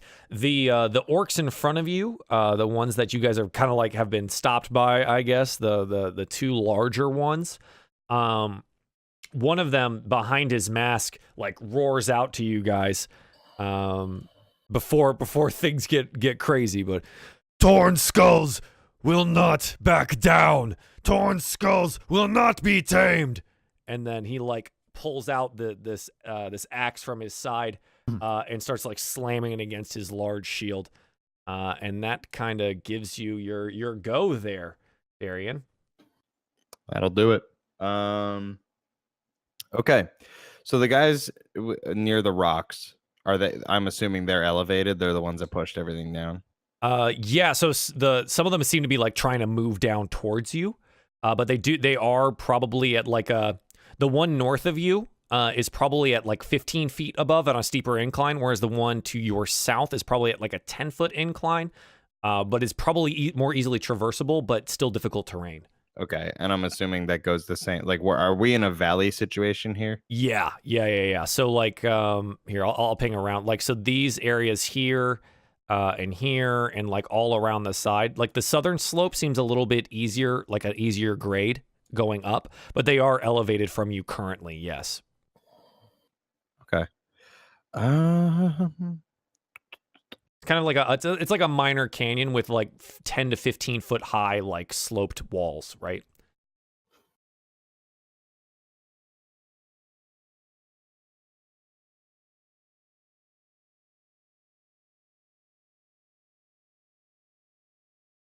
So in theory, I could travel like 15 forward, like to the guy to my southwest, and you said he's about like 10 up, and I could get to him. So it's like 25 movement ish. Yeah, you could probably get up there. It's a little bit difficult terrain, but yeah, you could hop off the cart and make your way up there if you'd like. If I'm on difficult terrain, would I be at a disadvantage for attacking or just like moving? No, it's just movement, right? Okay, So like you're on a slope, so like he's going to be a little bit above you. We don't really take that into account for anything that we do here because it works against you and works with you. We kind of just say it's standard. Got it. Okay, yeah, I'm gonna run up there and just go ahead and go for it. I know these are torn skulls. I seen it. I fought them. I'm gonna run up to this boy. Question: how long have we been traveling for? I mean, probably. I think we decided on about 4 hours. So today, so 4 far, hours north of. I'm sorry, what was that? So today, so far, we've traveled more than an hour. Yes. So then, my natural explorer stuff means your group cannot become lost. Doesn't slow your group's travel. So right. I don't think this is combat, not travel. Okay. Cool. But do remind me of that next time we're actually doing travel stuff because that's gonna matter. Yes. Okay. It is. Because I forget that you have that. So, but you guys have been traveling about 4 hours north of, like on the winding trail that this is, north of like the last guards from the orc encampment. Okay, I'm gonna swing at this boy. Yeah, go ahead. Yeah. So 20 with the you have a hammer, not a longsword. Oh, so I do. Yeah, so go ahead and roll that for a hammer, please. Technically has a better multiple attack roll for it. It's not. It's a 9. Or I meant the modifier. I'm sorry. What? Never mind. My warhammer has a better modifier. Yes. So, okay. Rolled with a warhammer, your attack technically misses. No, yeah, I don't know what I'm not sure what Rel was saying, but I know the warhammer has one more. Right. Yeah, that's what I meant. That's what I meant. That's all. So you kind of go up to the guy and you swing your warhammer out, but like maybe the elevation gets in the way a little bit, and you swing and you kind of miss around where his kneecaps are or something like that. I'm gonna try again. Yeah, go for it. Yeah. So on the backswing coming around the other side, he's unable to get his shield in the way, and you deal him 12 damage, basically buckling his kneecaps, and he kind of stumbles forward, roaring out in pain. You deal him a heavy blow. Alrighty. And yeah, I'm just gonna be locked in combat up here, I think, for now. Okay. Hathol. South of you, down this trail that you've traveled multiple times before, you hear some commotion. The hoots and hollering of orcs that you know, having traveled in the spine before. Orcs are common, and you hear what sounds like combat. Some clanging of metal against metal, cries of pain. What would you like to do?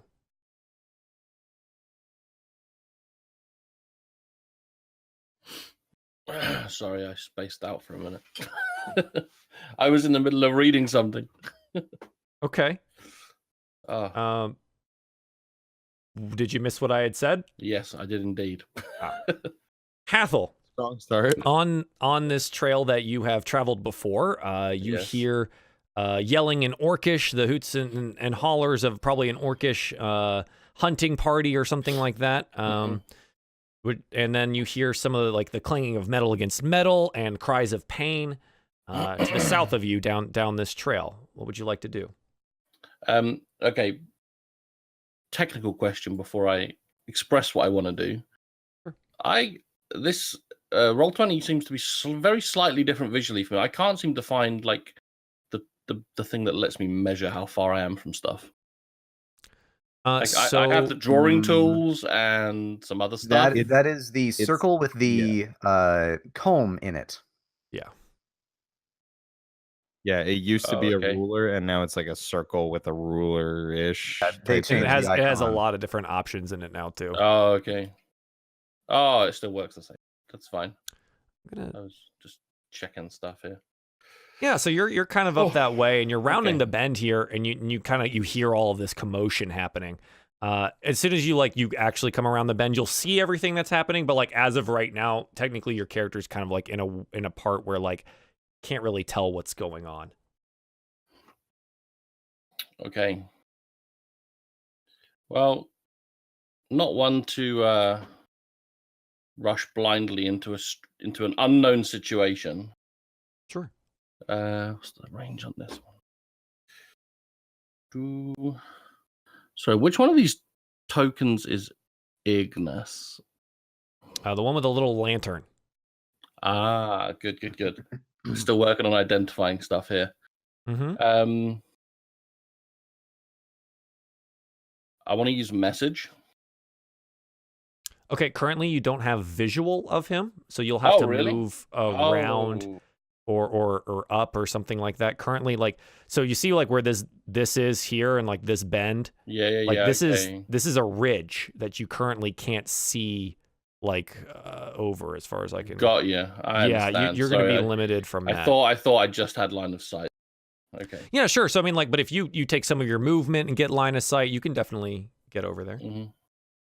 So yeah. This is well, he's still kind of behind a little bit, but I'd kind of have to be there, wouldn't I? Really? Yes. Yeah. That would probably give you some even sight. That doesn't really. If we're really picky.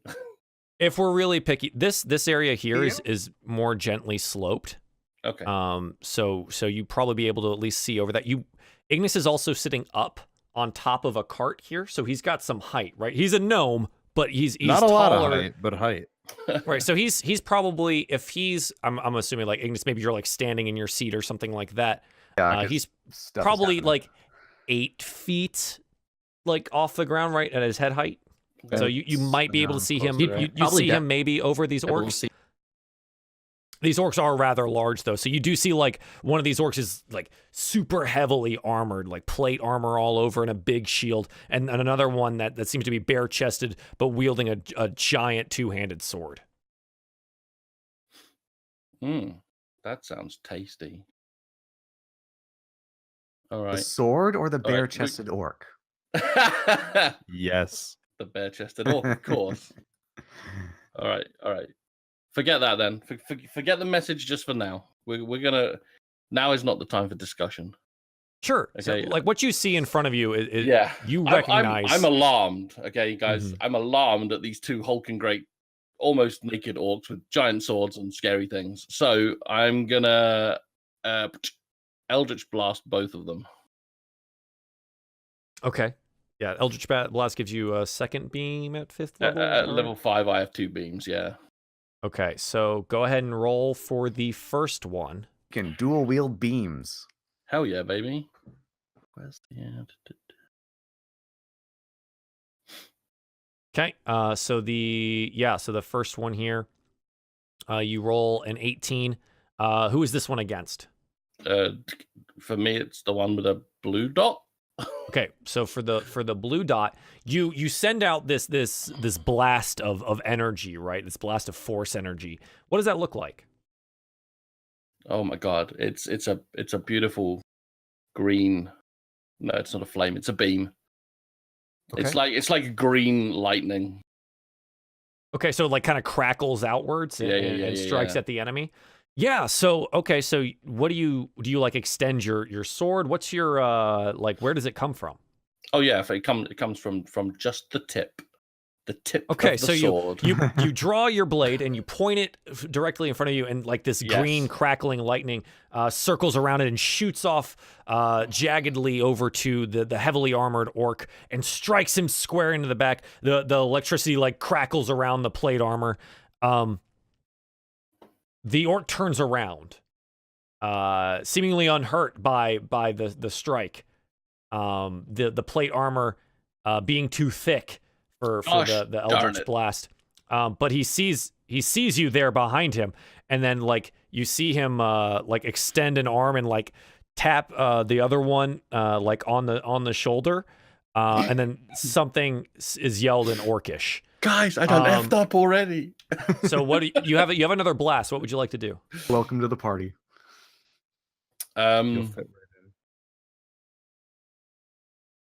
So can you just they're not like identical orcs, are they? Can you describe the two of them slightly like again for me? Okay, so the first one of them is heavily armored, carrying a shield. He has plate armor, like a face plate, the whole nine, and like and an axe, right, and a large shield. Is that the one I just blasted? Yes. Okay, fair enough. Yeah. The other one is not wearing any armor and is carrying a large two-handed sword. Well, we blast him then. We should have blasted him in the first place, but we were distracted. You can blast him now. We'll blast him now. Let's do it. Okay, roll it for me. A 9. Oh, man. Welcome to the party. Gosh darn it. Having been called to attention of your location or whatever, the other one has turned around and is looking you over. You see large tusks jutting from a square jaw, a long top knot up at the top. And he definitely moves out of the way of the crackling lightning that comes from your sword. This is appropriate. You're just so glad I'm here, guys. Trust me. This is believe all you, Tom. okay. So the party, you see the two orcs currently in front of you distracted. What do they see, Tom? I think Darien probably doesn't see anything right now, but Miera and Ignas would see some kind of commotion with this electrical energy and stuff like that. What do they see when they look at you? When they look at Hathol? Well, I mean, it's hard to see behind the aura of the crackling awesomeness protruding from his mighty weapon. Yeah, for sure. But they can just make out too. A tall, red-headed, bushy-bearded figure who is as skinny as a rake. He's wearing just simple grey robes with his shield currently on his back. And they may just be able to make out a black leather-bound book hanging from a gold chain upon his waist, embossed with golden text. Ooh. You are wearing half plate as well, is that right? Oh, that's true. I am wearing half plate. So there, maybe they wouldn't see the robe beneath the half plate. But you're wearing a robe and then you have like half plate on top of it, and like you've got like a pauldron on one side and some plate armor across the front, and maybe some like thigh plates or something like that, right? That kind of so this red-headed bearded figure is throwing lightning beams of green color at these two orcs. One seems to have missed it. Another one has either glanced off of or been absorbed by the heavily armored orc. Hathol, is there anything else that you'd like to do? Quite possibly. At this point, I just have a bonus action left, really. Yeah. Indeed. You have some movement, I believe. I do, yeah. You have about 10 feet of movement left, and you have your bonus action if you'd like to use it yet. And remind me what my options for my bonus action are. I don't know. That's in your traits, your spells, your whatever. If it specifies bonus action, then you can do it. Yeah, it's like certain feats can be done as a bonus action. Yep. Certain things are specified as bonus action, and you can do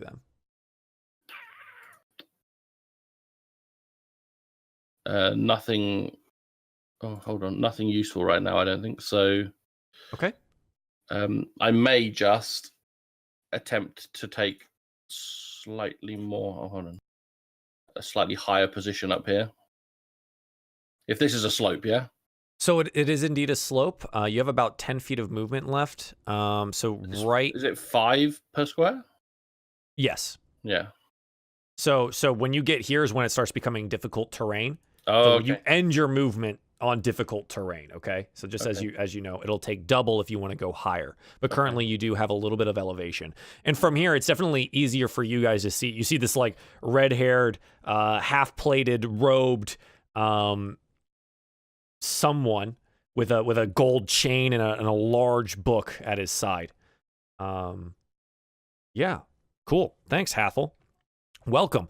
Some kind of ginger pimp. First orc. The orc in front of Darien, after getting clocked in the knees, is going to attempt to stab out at you, swing out with his war pick that he's holding. He rolls a 19. I don't think that actually gets through. No, sir. So it clangs off your shield, giving us that nice like a Captain America-esque resounding like vibranium. As the point of the pick digs in and leaves no scratches. He looks confused as to how that didn't tear through your shield. The next orcs,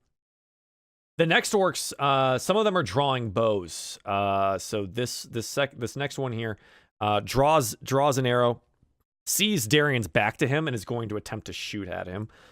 So he shoots an arrow. 6. Nope, it just clangs off the back of Darien's armor, dealing no damage to him. This one on this slope, this one up here is going to shoot down at Ignis with his bow. That's an 8. I believe that misses to the wide and like embeds itself in between both Miera and Ignis into the cart seat there. And then we have on the list here, his name is Cord, the unarmored orc with the large two-handed blade. Having been called attention to the mage behind them, Cord, I think he's going to actually move forward this direction. Yeah. Okay, so this one here, the heavily armored one, yells something out in Orcish. Cord here, you see him take the large blade in one hand and like slice himself across the chest and just start bellowing out, and then he rushes towards the horses here. Technically this is 2 horses, but the token is so large I only used 1 because it's just a pain in the butt. And he swings out with his large blade. Why He would makes you the do this? first Jesus. attack. No. So The much for the horse's head cart. flies clean off. 7. This horse is dead. No, So- Steven. Wow, that's actually pretty I told you crazy. not to name them. He runs forward and slices out both horses' legs out from underneath them. And you watch as they topple over themselves. He's done enough damage here to actually kill both of them, so I'm just going to say it so I don't have to do multiple Okay. tokens That's here. fucked. So much for being the big boy party. The giant We had a blade horse. slams through the horses, and I'm just for flavor's sake, he takes his second swing and he slams it back across, and like one horse is missing a head, the other one has been cut like almost cloven in 2, and they topple and fall, basically just being supported by the harnesses of the cart now in front of you as the cart reels to a stop instantaneously in front of him. And he's like got this large cut across his chest, blood's coming out, and he's just like roaring at you. Yeah, that's gonna be his turn. The next orc here attempts to make his way down the hill, so that's gonna be this one and that's this one. And he's gonna come around and he's gonna hop up into the cart. And he's going to swing out with his axe at the closest enemy in front of him, which is going to be Balmiar. So he does so with his axe. swings out, and Balmiar, roaring and hissing at him, like bats out it away from him, and the orc just clean misses. New armor being helpful. New armor being helpful. Heck yeah. So yeah, this orc that's up here also has a bow, and he draws and fires at Miera. Where's the bow? Miera definitely avoids the arrow. A twin arrow hits the seat in between both you and Ignis, having both of these miss. What are they thud and quiver next to each other. So that's that orc's turn. Ignis, it's now your turn. The reins are limp in your hands, where the horses used to exist. R.I.P. Quote. Tom, I didn't like you as much. Dead Tom's dead. Long John shot. Dead Tom's always been dead. By the way, that wasn't. By the way, that wasn't a knock at our new player. I swear to God, that name just popped into my head. I took it very personally. Yeah. Okay, Ignis, it's your go, buddy. You're standing on top of this. An orc has jumped up into the cart. You guys have bows trained on you. Okay. A raging orc in front of you. Okay. Let's see. Yeah, that'll work for those two. I am going to, let's see. I think I'll move. Is any of this where I'm pointing any kind of defensible cover? Like, could I move back here and would it be defensible cover? From what? From anyone on the south side. You would probably get a bonus to your AC based on like partial cover or something like that. Like this guy's gonna have a straight shot, right? Which this one? guy here, probably a straight shot. This guy still the same. This guy here, he'd probably have to move. I can't see which one you're talking about. Oh, sorry. So this one, like that's a straight shot. Okay. That's also a straight shot. That's also a straight shot to that location, right? Like, and then this one you'd probably have partial cover from. Okay, so and then in that case, what about if I were to move here? This one turns here. That'd be a block. That'd be a block. I'm worried about the south side, not the north. And that guy would be able to shoot at me, but you know. So it's not necessarily a block. It's just an additional cover to your AC. Right. Whatever I can get. Yeah. You get a slight bonus. Yes. Okay. If he hides behind the cart, does he get additional AC? Oh yeah. That's yeah. You can hide behind the cart. Oh yeah. Does that work? Hide under the cart. What do you mean? Does that? I mean, it works the same. It works the same way, right? Like you're behind this cart. You're short. I would award you bonus AC for it. Oh, yeah. Geez. Why am I not doing that? What? I don't know. Silly boy. The smartest boy in the room doesn't even think about it. Yeah, okay. I'm gonna jump off the cart, back against the wheel, and let me just make sure this is in range. Yes, it is. I'm gonna throw a fire vial as a nice little present for these two boys up here. Yeah, sure. And just toss it in between them. Yeah, so go ahead and post that one in the chat there. I believe they make dex saves here. Not too bad a damage. On your DC's 15, that's right. Yeah, so they both failed the save. The firebomb sails through the air and splashes its napalm-esque heat around and on these orcs, dealing them 7 damage apiece. Yeah, cool. So like they're like smoldering now. There's like this weird napalm-esque liquid on them. And they seem to be like trying to pat it out or like move it off of them or take off like some of the hides that might be like holding some of that flame. Yeah, so you do deal them some damage. Oh, fantastic. And I'm gonna also ready my long knife. Yeah, so you pull it out in your hand? Sure. Great. And I'll end my turn there. Okay.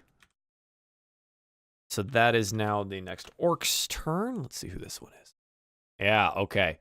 So this orc that's up here on the south side, like steps out from the from behind the rock here, is also going to take a shot at Miera. 17. Ooh, that just hits, I think. Hold on. I think you're 16. I just gotta see what it upgraded to. Yeah, 16. So he hits you with the short bow, deals you 5 piercing damage. So you take a an arrow to like the shoulder, something like that, and it presses in, just poking past your armor and leaving you slightly wounded. The next orc, yeah, this is the one off the far side. He also takes like he steps out just a little bit and also fires down here at Miera. Yeah, a 9.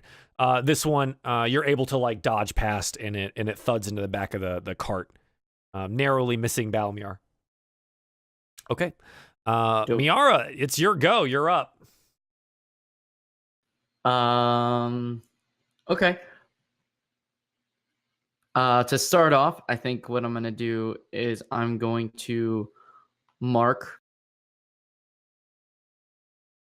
Yeah, so you use your bonus action to Hunter's Mark? Oh, yes, sir. Okay. So the red X appears on his chest, and he looks down confused before he tries to strike out at Balmiar again. Yeah, so he's currently marked. Sorry, I just had to mark it.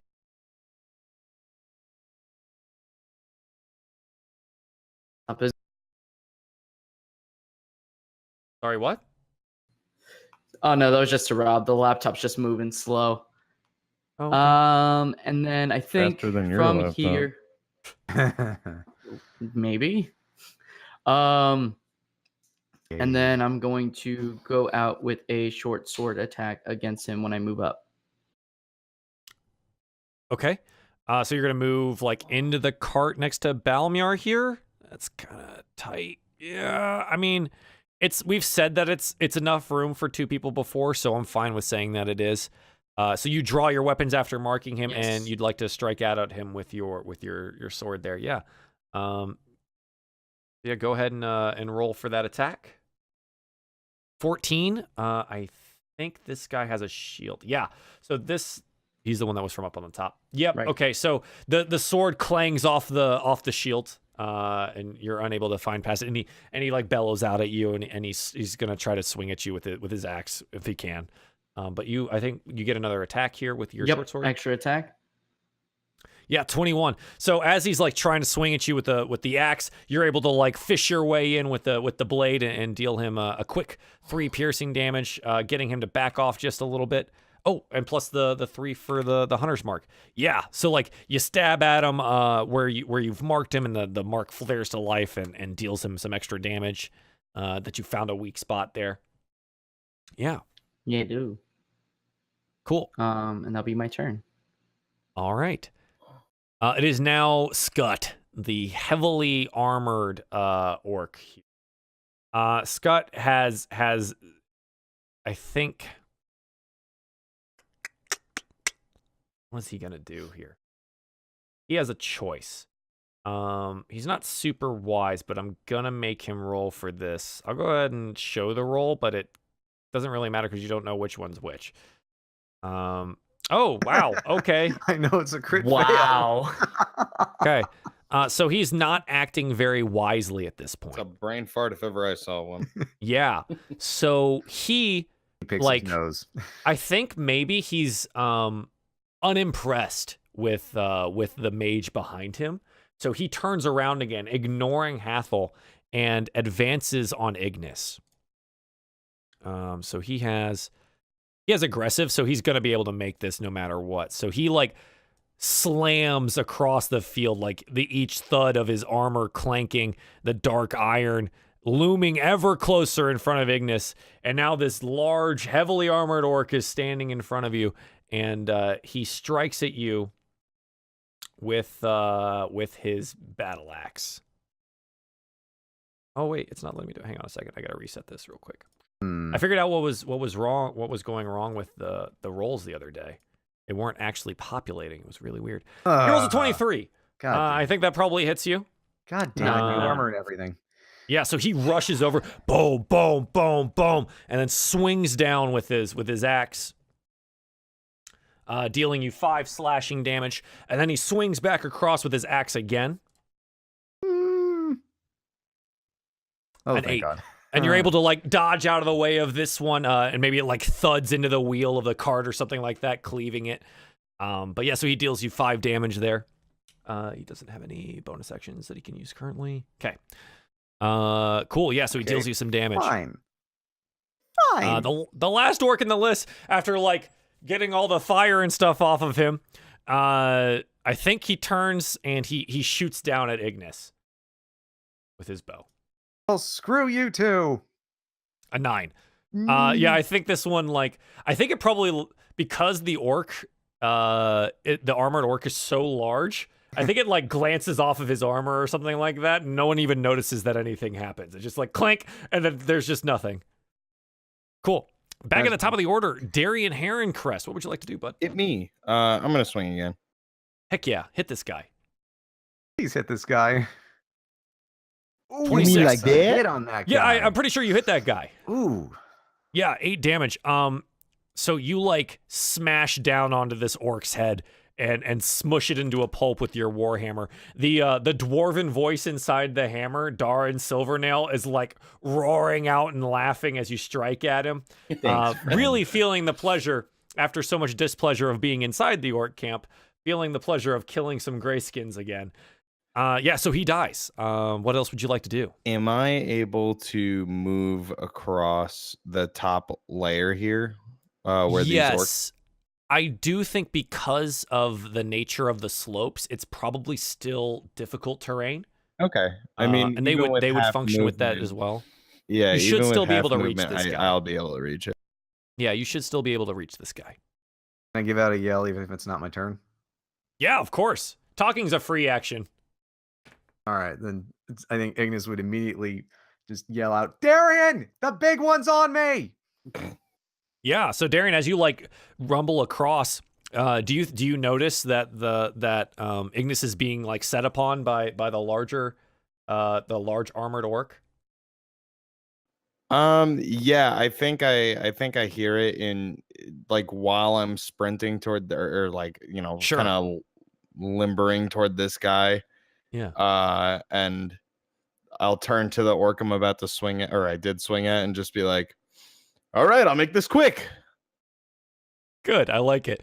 Yeah, because you don't necessarily have the highest passive perception, so maybe you didn't notice previously, and you're just like, you're in battle mode now, right? So you're gonna go swing over at this guy. A 17 hits the non-shielded orc in front of you, holding the short bow. He tries to like rattle off a shot at you or something like that, but you're able to just block it, and you come down with your warhammer on top of him. Oh yeah. Go ahead and roll the damage for warhammer first.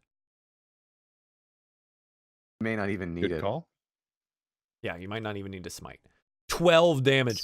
You deal him an absolutely massive blow. Oh no, now my roll 20 is being slow. Man, why? Oh, I think I know what I did here. Okay, yeah, you deal him an absolutely massive blow. It's not a drawing. How do I fix this? Yeah, okay, cool. And like it crushes down on like his arms and his shoulder and stuff like that. And you hear like the crunch of his left shoulder giving way. Yeah, like you've maimed this man for life. But yeah, so you want to do your Searing Smite on top of this? Heck yeah. Yeah, sure. So Searing Smite is 1d6 fire. Are you're casting it at level 1?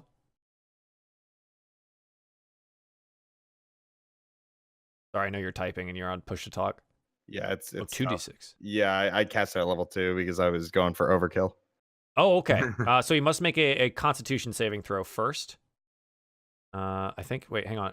Yeah, attack deals an extra 1d6 or 2d6. So it deals an extra 10 regardless. And then the con is to see if it burns. So the okay, I see it. Yep. Sorry. Yep. So you smash into him, and as con is at the top of his thing. Mm-hmm. As like you cave in his shoulder, it like as it goes concave, it instantaneously becomes convex as it explodes outward with radiant light. And like half of his body is now missing as he slumps to the ground here. Neat. Yeah. So he's down. Okay, so I'm gonna say I took 15 speed of my movement to get across. No, half. So no, okay. So I did 30. do my You full. took I 30. took my full. I Yep, was doing you that took 30. backwards. Yep. Yep. You did it. All right, I done did it. As a One of the snipers, at least. what? How crazy would it be as my second attack to throw the javelin? You already did your second attack. Did I? Yep. You took your first Oh, attack that's to kill right. the I first killed orc. both of them in one turn. Okay, never mind. Yes. Yeah. I forgot that was all in one turn. That would have been I'm so cool. very epic, though, if you had. It would have been He pretty can- choice. He can certainly try to do it next round. Right? He is certainly going to try to do it. Okay. So Darien, is that your turn? Yes, sir. Hathol, you've got a little bit of vision here. You seem to have been ignored. Yeah. What would you like to do? Not a very wise decision for someone to ignore a spellcaster behind them. I don't know if I should feel lucky or if I should feel insulted right now. In one way or the other. Okay. Well, let me just check the range on something here. Saying fireball. Fireballs are for Magic pussies. missile, do it. Fireballs for pussies. Lightning bolt. Lightning bolt. Lightning bolt. 60. Okay. All right. Well, I'm what going would to you come like to do? down off of my elevated position slightly. Okay.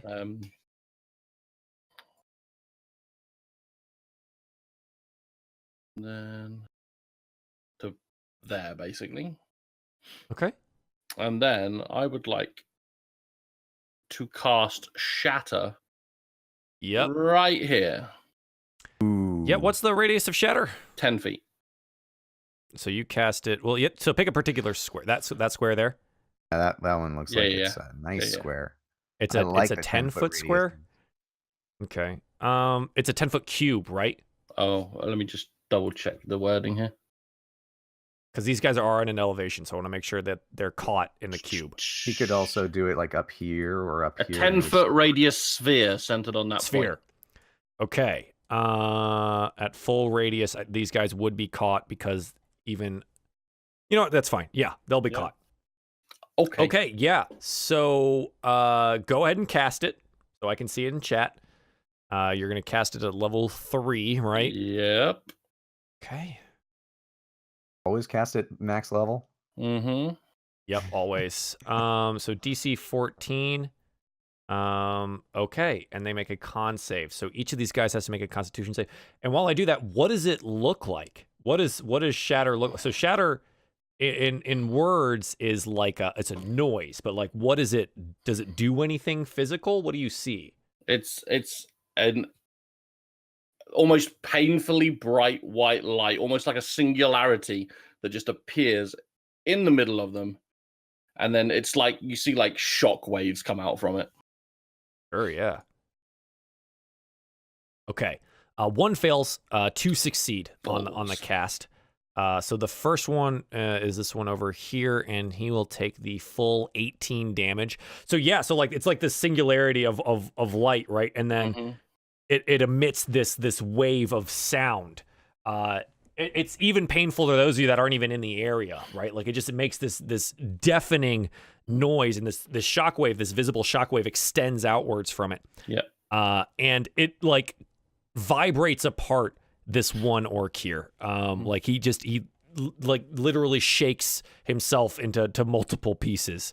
The other two are able to withstand the brunt of the attack, but they both will take damage for it.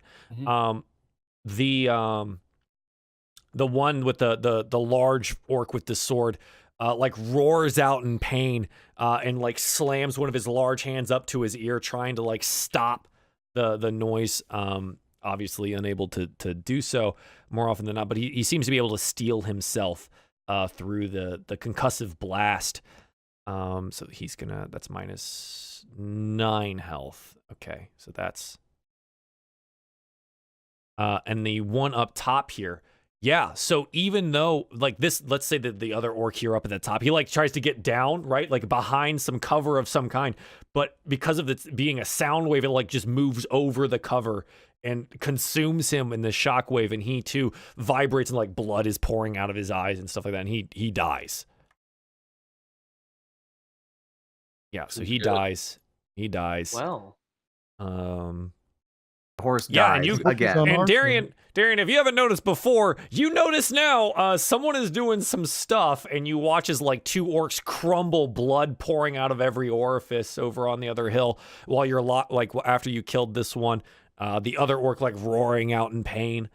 Alis, protect me. I hope he's on our side. Oh man.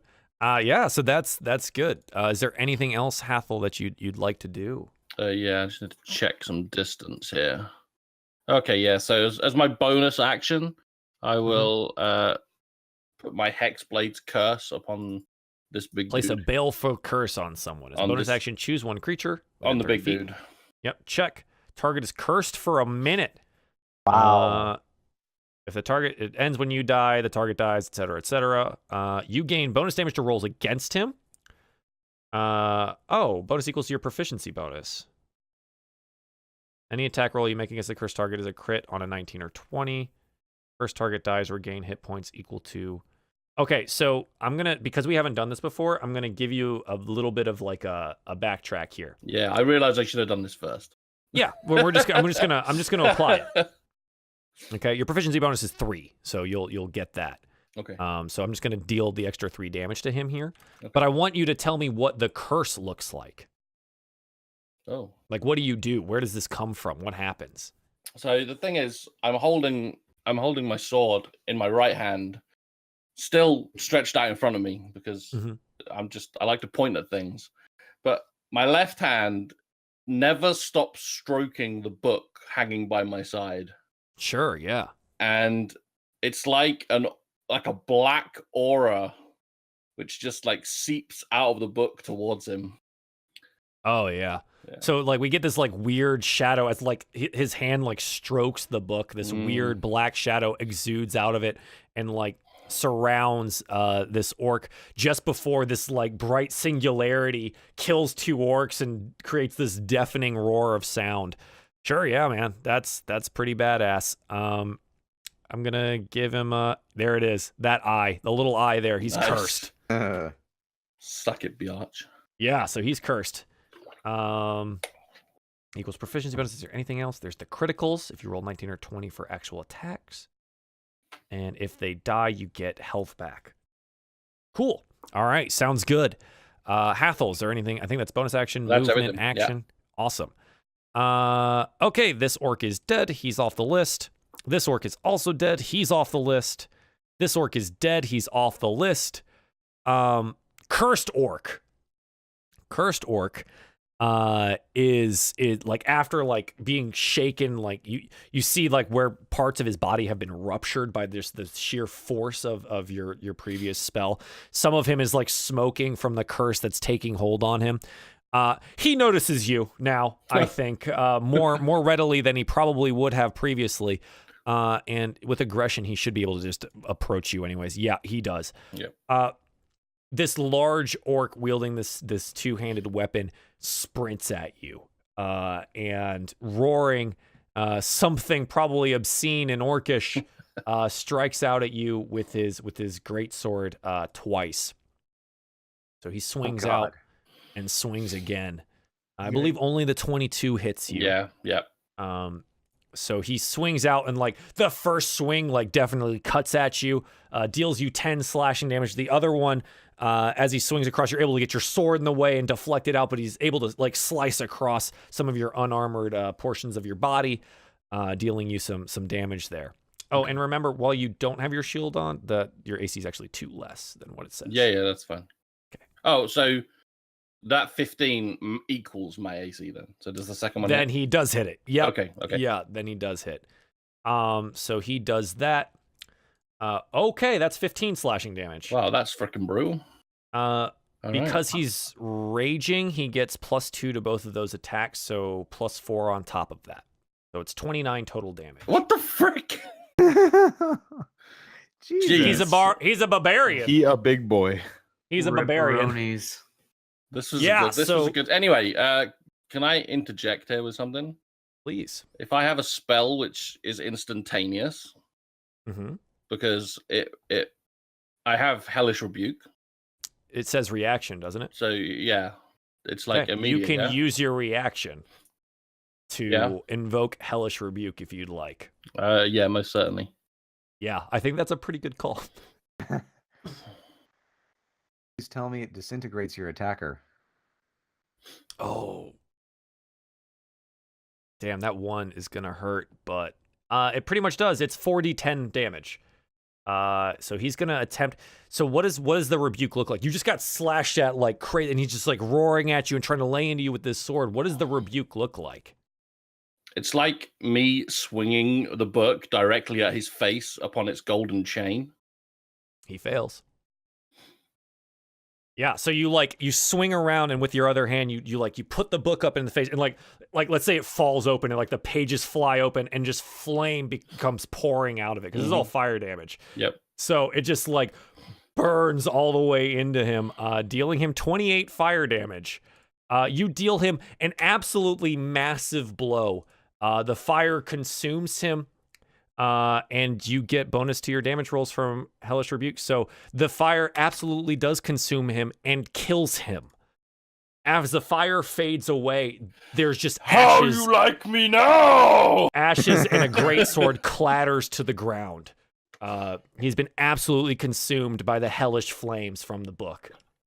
And you get HP back. Yeah, I need it. I freaking need it. You regain hit points equal to your warlock level, which is 5, plus your charisma modifier, which is 3. So you get 8 hit points back. I'm back in double digits, guys. Yeah, Congratulations. so like, as the flames suck in, the black curse goes through the book, and you watch as the black smoke curls around the arm of Hathol, and like Hathol, you feel suffused with some energy that you've stolen from the dying. I'm not gonna lie, like I wanted him to hit me so I could use Hellish Rebuke, but it just was a little bit too hard. Yeah, but I think the most I wasn't quite ready for it. He almost killed you. The most sobering part I was of on this, 5 HP after that attack. the most sobering part of this is that it was still a better turn than most of us ever have. Yeah, after getting hit that hard. This is true. That was so much damage. That was 28 plus what you had done previously. Like, dude, oh god, that's a lot of damage. The party does not have that kind of burst. Did I not say when building this character, all I care about is the damage? Yeah, you did say, how much damage can I do? That's the only thing that matters. You done did it. Yeah, so he disintegrates in front of you. I think the armored one takes note of this and just like it basically roars out in this cry of like anguish and pain and is just, brother. You can hear the rage. If any of you spoke Orc, you'd probably hear that. So he's not a happy camper, but Cord is dead. Great. Orc on the back of the cart here is going to strike out at Miera. He's one with a shield. He has the axe, I think we said. Yeah, he swings out with the battle axe. You're able to like deftly like clink clink and like shove it away. Easy enough. The next orc here sees Darien, I think, like having rampaged through 2 of the guys, and I think he's going to. He's one of the ones with the bow, which means he has the option for. Yeah, okay. So he pulls out 2 hand axes and just like tosses the bow aside, pulls out these 2 hand axes and just, and he like comes charging at you with both of them. With aggression, he's able to make it over to you no matter what. So he is going to attack you with both of these hand axes. So that hand axe there and that hand axe there. So he's like clank, clank, and you just put up the shield and just goes ding, ding, and just nothing is getting past that shield. So it clangs off and he's roaring out at you, and you're now engaged in combat with him here. Ignis, it is your turn. The cries of anguish from the large armored orc in front of you fill the air. What would you like to do? Oh, you 2 weren't close, were you? So I do want to ask a question. If I wanted to disengage, I could not do that on a bonus action. It'd be my full action, right? Correct. You are not a rogue. Dang it. Not yet. You can multi-class, but as of right now, no, you can't. Yeah, I have to die full first. action. Maybe. You can multi-class. Okay. Oh yeah, I get. Well, not until after level 6 because I'm not giving up the robot. I'm not giving away what it is. Sure. I've already decided. I'm gonna throw an acid vial at this big psalm bitch right in front of me. Yeah, okay. So like, I don't have to get through his armor. He just has to dodge it. yeah. So he's gonna attempt to dodge around it here. He's in full plate. I can't imagine his AC is that. God damn it! Wow. I think in this case, he just puts up the shield, right? Like, that's the only thing that makes sense with this guy and all of this armor. He puts up this giant shield, and the acid just off of it, and he roars out at you. All right, well, if it's wood, then it's taking damage. It is not. It is definitely, like, the black iron that is the rest of his armor. All right. It also, like... But what you do see is, like... He bought the training shield. Is it like it like you see the red maybe paint like get torn away from it of like the torn skulls symbol off of his shield. So you watch the acid take that off. I don't know if that helps you feel any better about it. I do want to point out, even if it takes 5 acid vials, like it took me 5 rounds to get my sight back, because the acid vials do full damage to objects. If that shield has an HP value, I want it to eventually we have not go away. given shields HP value, and I know it's whatever weird. advantage I can get, because this guy's a beefy dude. If we start doing that, I have to start giving all of your armor HP values, which is something that in Pathfinder, the second, like Pathfinder 2.0, they actually do. So I'm kind of curious about that, but it again makes everything a lot more number crunchy, and I'm kind of trying to keep it. Yeah, that would be very tedious, especially for a stream. That sounds scary and confusing. Maybe eventually we run a Pathfinder campaign and like do that, but as of right now, I think we're just gonna let it be. All right.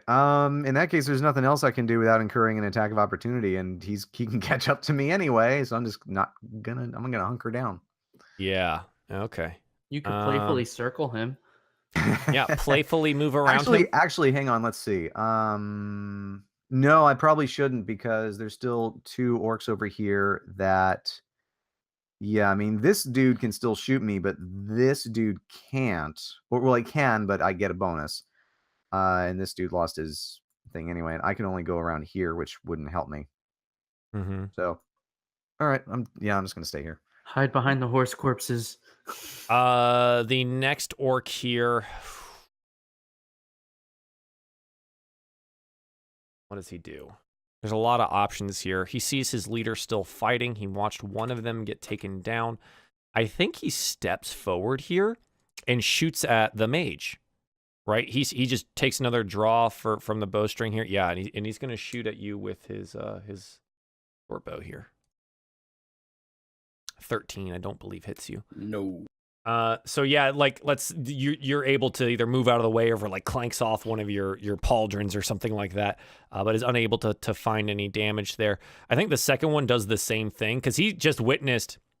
The line of sight is weird for him here, so he doesn't really like see a whole lot of good stuff going on, but he does see you, and he sees exactly what you just did to his other leader, and I think he is also just going to shoot at you. So we're saying he's got disadvantage on this because he's scared now, yeah? He just saw sure, the guy why not? explode into flame. 16. Does that hit you? Yeah, because my shield is on my back. Yeah, so an arrow comes flying off from the side. 2 of them, one clanks off your armor, the other one hits you for 2 piercing damage. Yeah. Maybe sinking just underneath one of the plates or something like that. Sure. Okay. Miara, it is your turn. Me. Okay. Continuing on this duder that's standing in front of me. I'm gonna unleash an attack on him. Get it.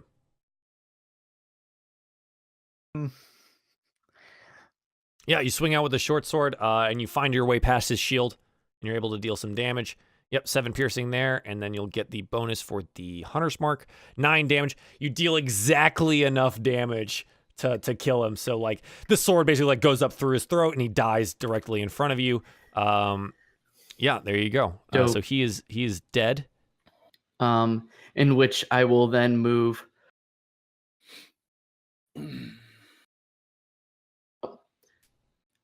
I'll move over this way to the side of the cart.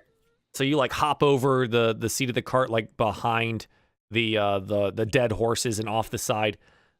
Sure. You can use your bonus action to move your hunter's mark. Yeah, I think I'll do that. Okay. I'm assuming you're gonna want to mark Big Blue over here. Of course I am. Okay. So he's now marked with your hunter's mark, and you also have. Oops, sorry. You also have your. Does that take a casting slot or? No, it is just. Remember, it's concentration. Right, if you right. read the spell, So it's concentration for an hour, and you can move it from target to target with a bonus action. Now you're marked. Yeah, so you're like, okay, he's dead, and you just point over, and so like this red X appears across the front of his armor or whatever, and you leap over the side, and you're able to make your secondary attack here with your short sword if you'd like. Ooh. Yeah, that totally hits. That was really close to a crit. 6 piercing damage. Yep, and you find 3 for the hunter's mark. There we go. Yeah, so you finally get some damage into this guy. Where's your scythe? The sickle I use as a bonus action. It's the offhand. That's the offhand. Yeah. So like, if because I use my bonus action to move hunter's mark, I can't use it. Yeah, I hadn't seen it in a couple of rounds. I was wondering. Yeah. Gone forever. No. Okay. No. Cool. Yeah. I think that's my turn. So yeah, the orc roars out in pain. Now he's trapped between 2 enemies. Yeah, this is gonna be an issue for him. And I'll shout to Darien, "I've got him!" So he doesn't have to worry about Ignis so much. Right up until he one-shots me and then one-shots you. Maybe. If He's stuck in between you guys here, and he buckles down, right? Like he and like slams his axe against his shield, and then he's gonna strike out here at Ignis with both of his battle axe attacks. Oh! All right, that's one miss. No, that was really that's loud. another miss. Wow. Yeah. So he's unable to make any purchase here, and he's slicing around at you. He's panicking, man. He's panicking. I assume you have like your spear out, so you're like kind of like long knife. Oh, that's right. Even yeah. better. So you like maybe kind of like chip it out of the way, like get it. Yeah. And so he's unable to hit you.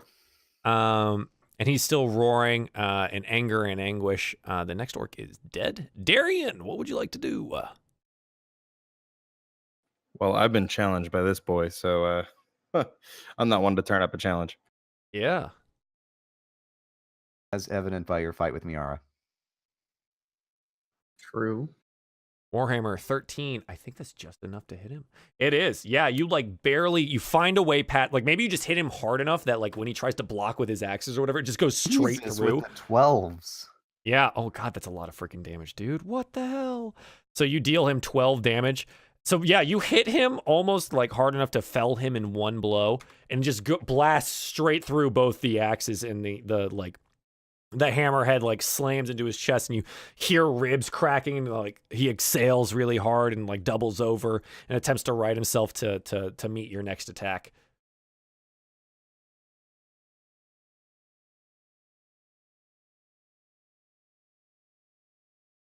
Darien.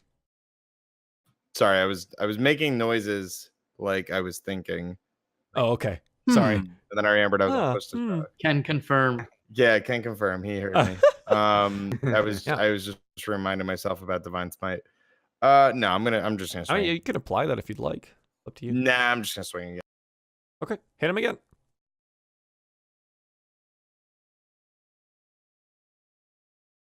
$15. Yeah, definitely hits. So, oh God, my with gosh. 12. Darien So, is like, drunk. You like beat through the first set, right? Like straight through the axes that he's trying to use to block, cave in his chest, and as he like doubles over, you just like slam down on top of his head and you just like leave this concave his skull is all concaved in now, and he slams down onto the ground unceremoniously. Yeah, you killed him. This works now. You done killed him. Congratulations. Thanks, Dad.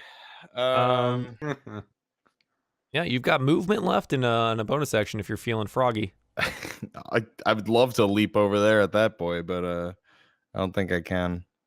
I'm gonna keep making my way over to these orcs. It's gonna take me a while, but I can make it on my next turn. Yep. You'll get halfway there right now. Yep, and you can make it on your next.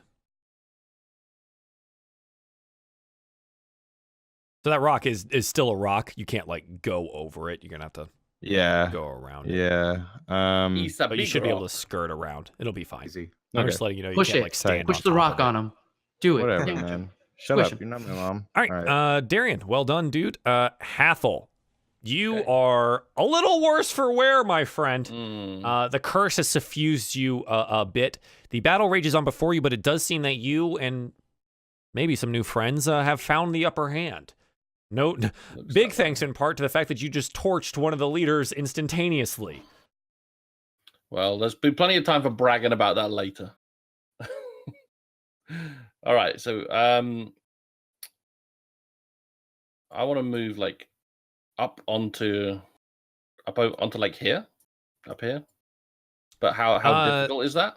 Yeah. So here, let me measure it out for you. You're right there.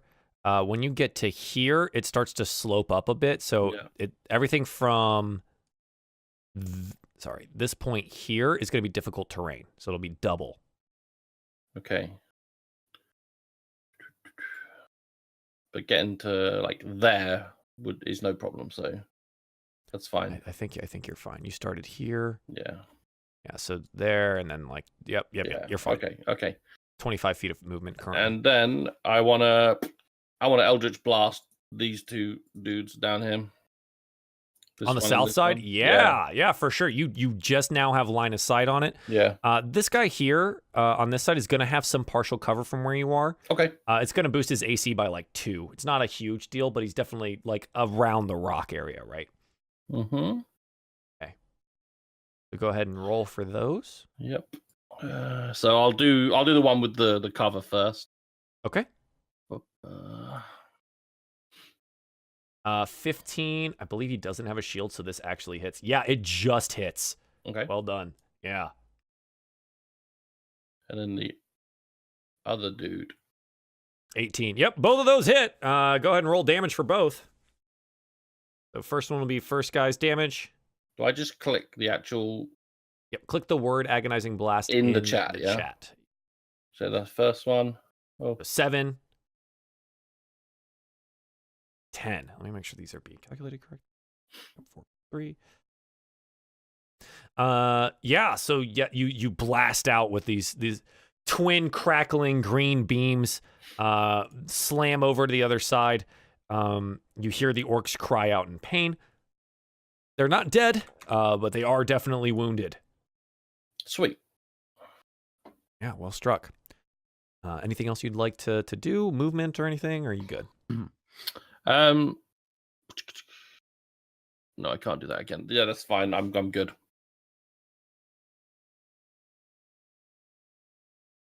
Okay, cool. All right, so bring it all the way around. Cord, he's dead, so he's off the initiative list. Orc with the shield on the back of the cart is dead. This orc has been killed in the last round by Darien. Ignis. Acid vial. You toss it. So you toss another one at him. He's angry about it. He's giving me Gonna some good attempt to damage save. here. Yes. Oh GG. god. So it finds a way past like his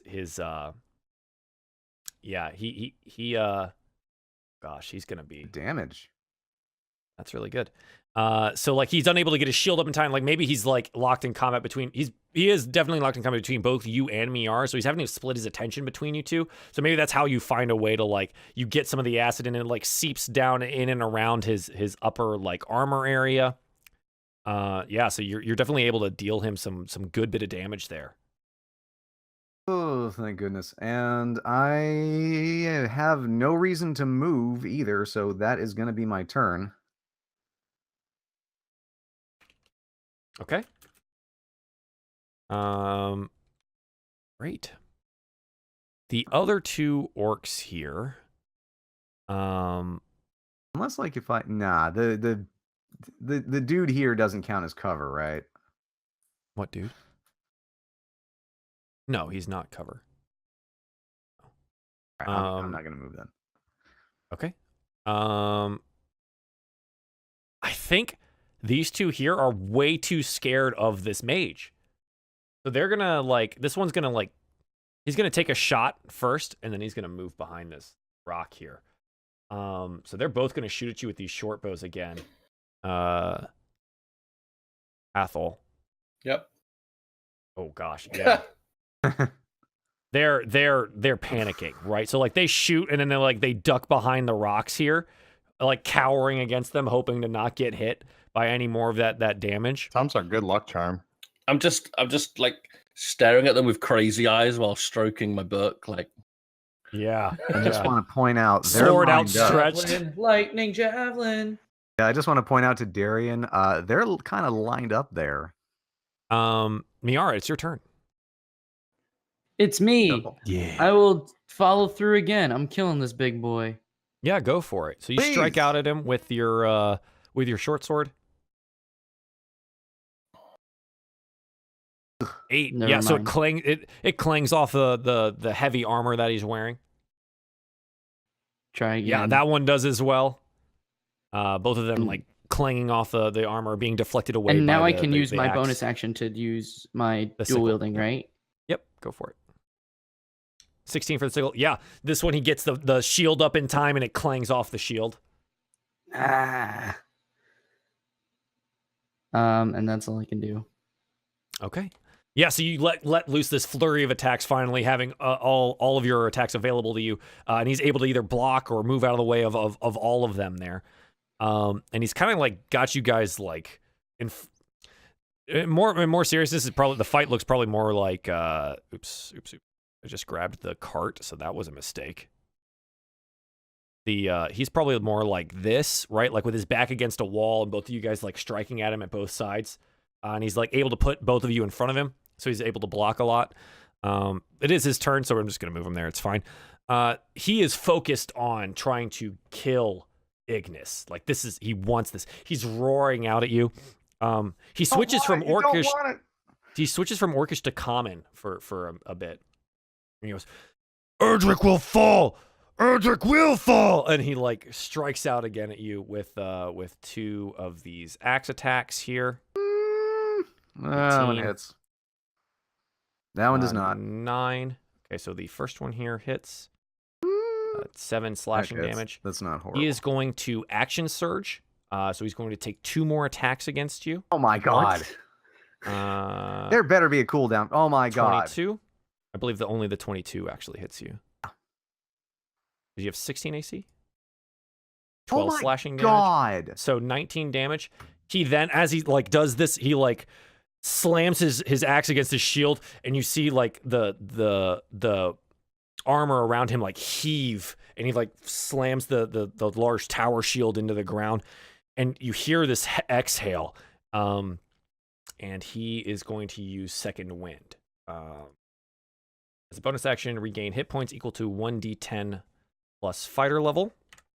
So he's going to roll 1d10 plus his fighter level, which is 2. So he regains 7 hit points. So he attempts to recenter himself to try and do this himself if he has to. Yeah, that's his turn. Well, screw that guy. Oh, Jesus. Oh, God. Can Darien get down here in time? Darien, we could use some help. Bitch, I'm sorry. Have you noticed a distinct lack of arrows being shot down at you?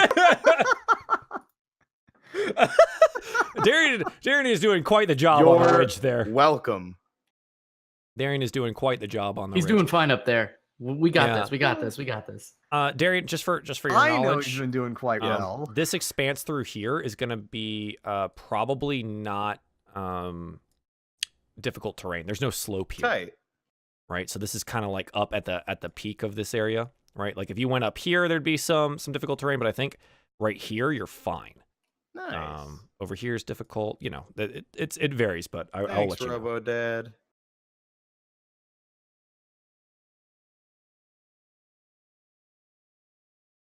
Okay. So that's Scott's turn. He's done. Darien, what would you like to do?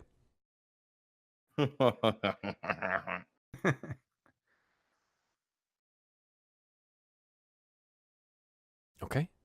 You move some steps forward. Cool. You see these two orcs cowering behind this rock. Some of them scorched and still crackling from this eldritch energy. Oh God, does he do it? I'm gonna whip out that javelin. Heck yeah, dude. Oh, All right. boy. So you pull out the. What do you do with your hammer? I look at it and I go, "Just a moment, friend." And I Yeah, sure. hang it on my belt. And then I whip out the javelin and speak the word that I'm forgetting right now. Yeah, what was the command word? Oh, what was it, Rel? Gungnir. Gungnir. Gungnir, that's right. You speak the word and the weapon crackles to life with, I'm gonna throw this boy. Electrical energy. And I'm assuming you want to target it the last guy in the row? Sure do. Okay. So you throw the javelin of lightning after calling or speaking its command word. Go ahead and make that attack.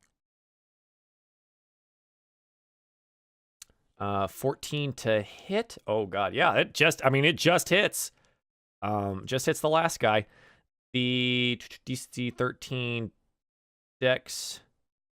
So the one guy in the way has to make a dex save. 9, he fails it, or he takes 4d6 lightning damage. Okay, so he's going to take 4d6 lightning damage. The last guy will take the javelin damage and 46 lightning. And 11. Okay. Yeah, okay, they die. So Tom, like, you see the shining armor of this paladin walk behind a rock, and then just lightning come out from behind it, and you hear the cries and screams of an orc as like smoke and lightning come up from behind it, and like this orc goes like flying backwards this way, and you see like a javelin in its chest, lightning crackling all around it. Yeah, they're dead. They're totally, absolutely dead. The javelin sticks up out of the chest of the orc that had flown backwards. Again, some of the electricity still crackling around it. There you go, Darien, you did it. Jesus.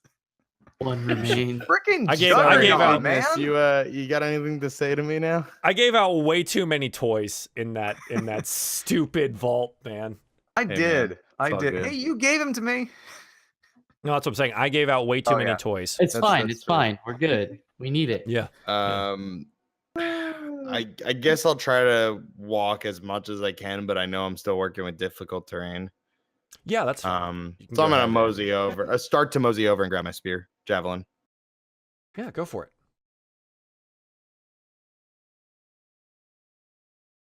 I think that's as far as I can make it.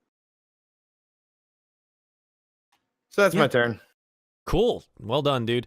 Hathol. As far as you can tell from what you can see, the orcs are dead. What would you like to do? All I really want to do. Oh no, I can't see you now. Don't kill us. I wanted to message Darien, but I can't see him now. No. I just wanted to message and say, dude, you rock. If you go right here, you can see him.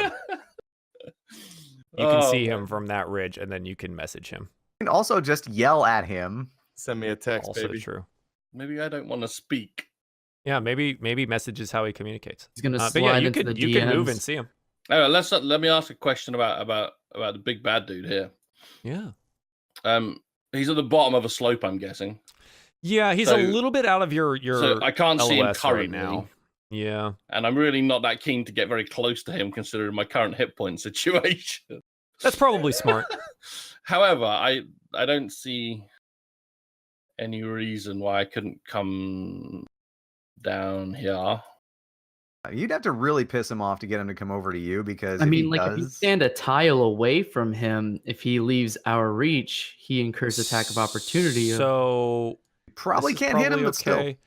This is Still a better probably shot. you probably do. You hit some difficult terrain on the way down, right? Okay. So it's going to take some of your move here. But if you come down, am I starting in the right spot? I think I am. Yeah, you are. So I'm going to say that's probably about 20 feet worth of movement to get down here. Okay. and then you move another 10 feet. So that's 30 total, right? So you're at max currently. That's fine. No problem. So, all that's left for me to do is to stare with my manic eyes at the big dude. Yeah. And to declare towards him, "You filthy, tusk-faced, grey-backed, flat-headed pile of goblin shite! You do not. Oh, God. Take my vicious mockery!"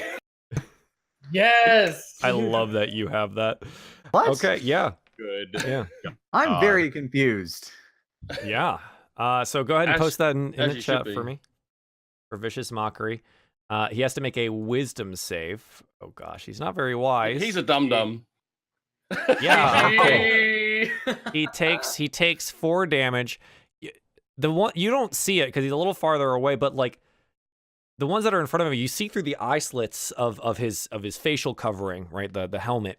Like Ignis and Miera, you watch his eyes shift a little bit, and he seems distracted by the words.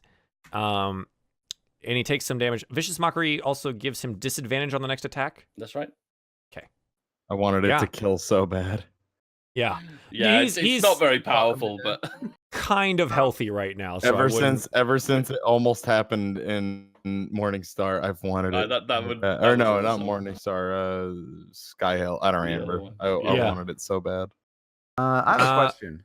Yes. So I'm looking at Vicious Mockery. It says that the damage increases by 1d4 when you hit level 5.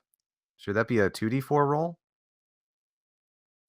Yeah, I think so. Yeah, but actually, I yeah, think- because it didn't give me the option to roll like at a higher Well, level. you when I you clicked can't on roll it at a higher level. It's always a cantrip. But okay, at yeah. level 5, it would be 2d4. So yeah, we'll have to update that because it's outside your normal spell list. So Yeah. I didn't update it. So yeah, go ahead and just manually roll 1d4 in the chat for me, please.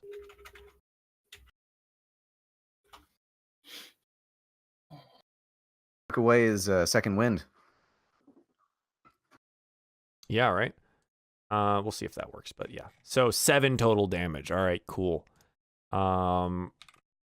Yeah, so and it seems that he is rattled by this, right? Like he seems distracted. The centering that he did with taking that breath and using second wind for all of us mechanically, he seems to have distracted him, all right? Just enough to like negate whatever the effect was going to be. Okay. Hathol, is there anything else you'd like to do? Nope, I'm all done. Ignis. Chug a potion. Chug a potion. All right, Ignis Chug in basically that puts healing up, potion. just does this, and chugs a healing potion, and hopefully he doesn't hit you. That is a lot of health back. Holy heck. GG. Yeah. That is near max. one, I was not in the window, 1 and point I clicked off. back, and I max. thought that was an attack roll. Wow. Yeah, If that's only. 1 point off max healing. That is Holy actually shit. incredible. It's also 1 point off my max health. That's Ironically. freaking nuts, man. Okay. Yes. So yeah, I think because it's like this is the best potion you've ever brewed. Literally. I kind of feel like, it's glowing. It's just shimmering. Yeah, you pull it out of the bag, Just and it's just chug like it. this red shimmering aura all around it, and you chug it down. And the parts of your like clothes and your armor that have been cut through or whatever, and like where you could see the cuts before, you watch as they just seal up, right? Like And- Popeye. Like my whole body just goes. Yeah, Just all expand. of the cuts from before are all sealed up. Yeah, and Scut in front of you, it just like you see his eyes after being distracted by the words just go wide and watching this magic like suffuse all of the damage that he had done to you already, and totally negating anything that he could have done. Ignis, is there anything else you'd like to do? I know I can't do this as an actual persuasion, but I will say to him, surrender before things go poorly for you. Yeah, okay. The next 2 orcs are dead. Miera, what would you like to do? I'm gonna try to kill this bad boy. All right, hit him. You just can't take him alive, can you? Never. Miara's got a chip on her shoulder. Yeah, that hits. That's high enough to get past all of that. You find the creases in his armor and you deal him 8 damage. The Hunter's Mark assisting you in finding the weak points in his body and his armor. Yeah, you deal some damage there. That's your first attack. 9. No, this one, as you sling across, is blocked by the shield, and the sickle it's also just scrapes down off the shield. But you are able to find that one hit against him. It's fine. I'll get him next time, if there is a next time. If there is a next time, yeah. It's Scott's turn now. This is all very unsettling for him. His entire warband has been destroyed around him. He thought this to be more than enough to take out the warriors of Erdrick, not foreseeing the mage to assist this party in their time of need.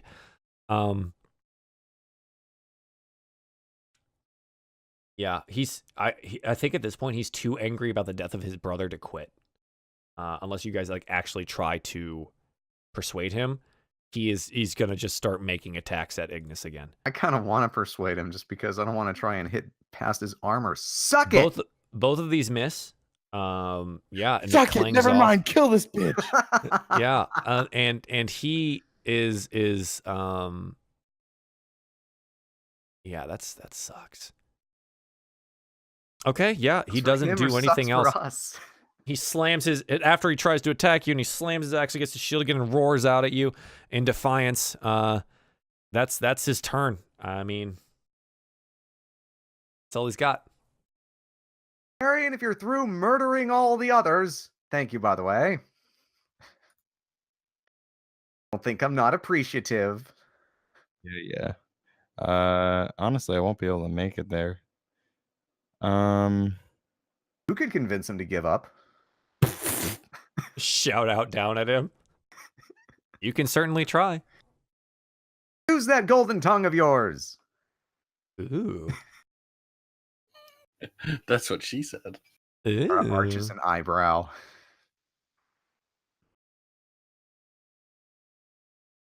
Yeah, so Darien like half skid slides down the slope there. Yeah, and at this point, is everything going forward normal?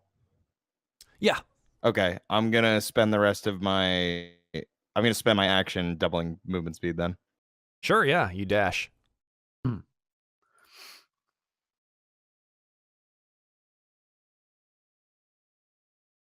mean, I would say that going over the horse's bodies is probably difficult terrain. But I'm not gonna fight it. Else. No, it's dude. Are you sure?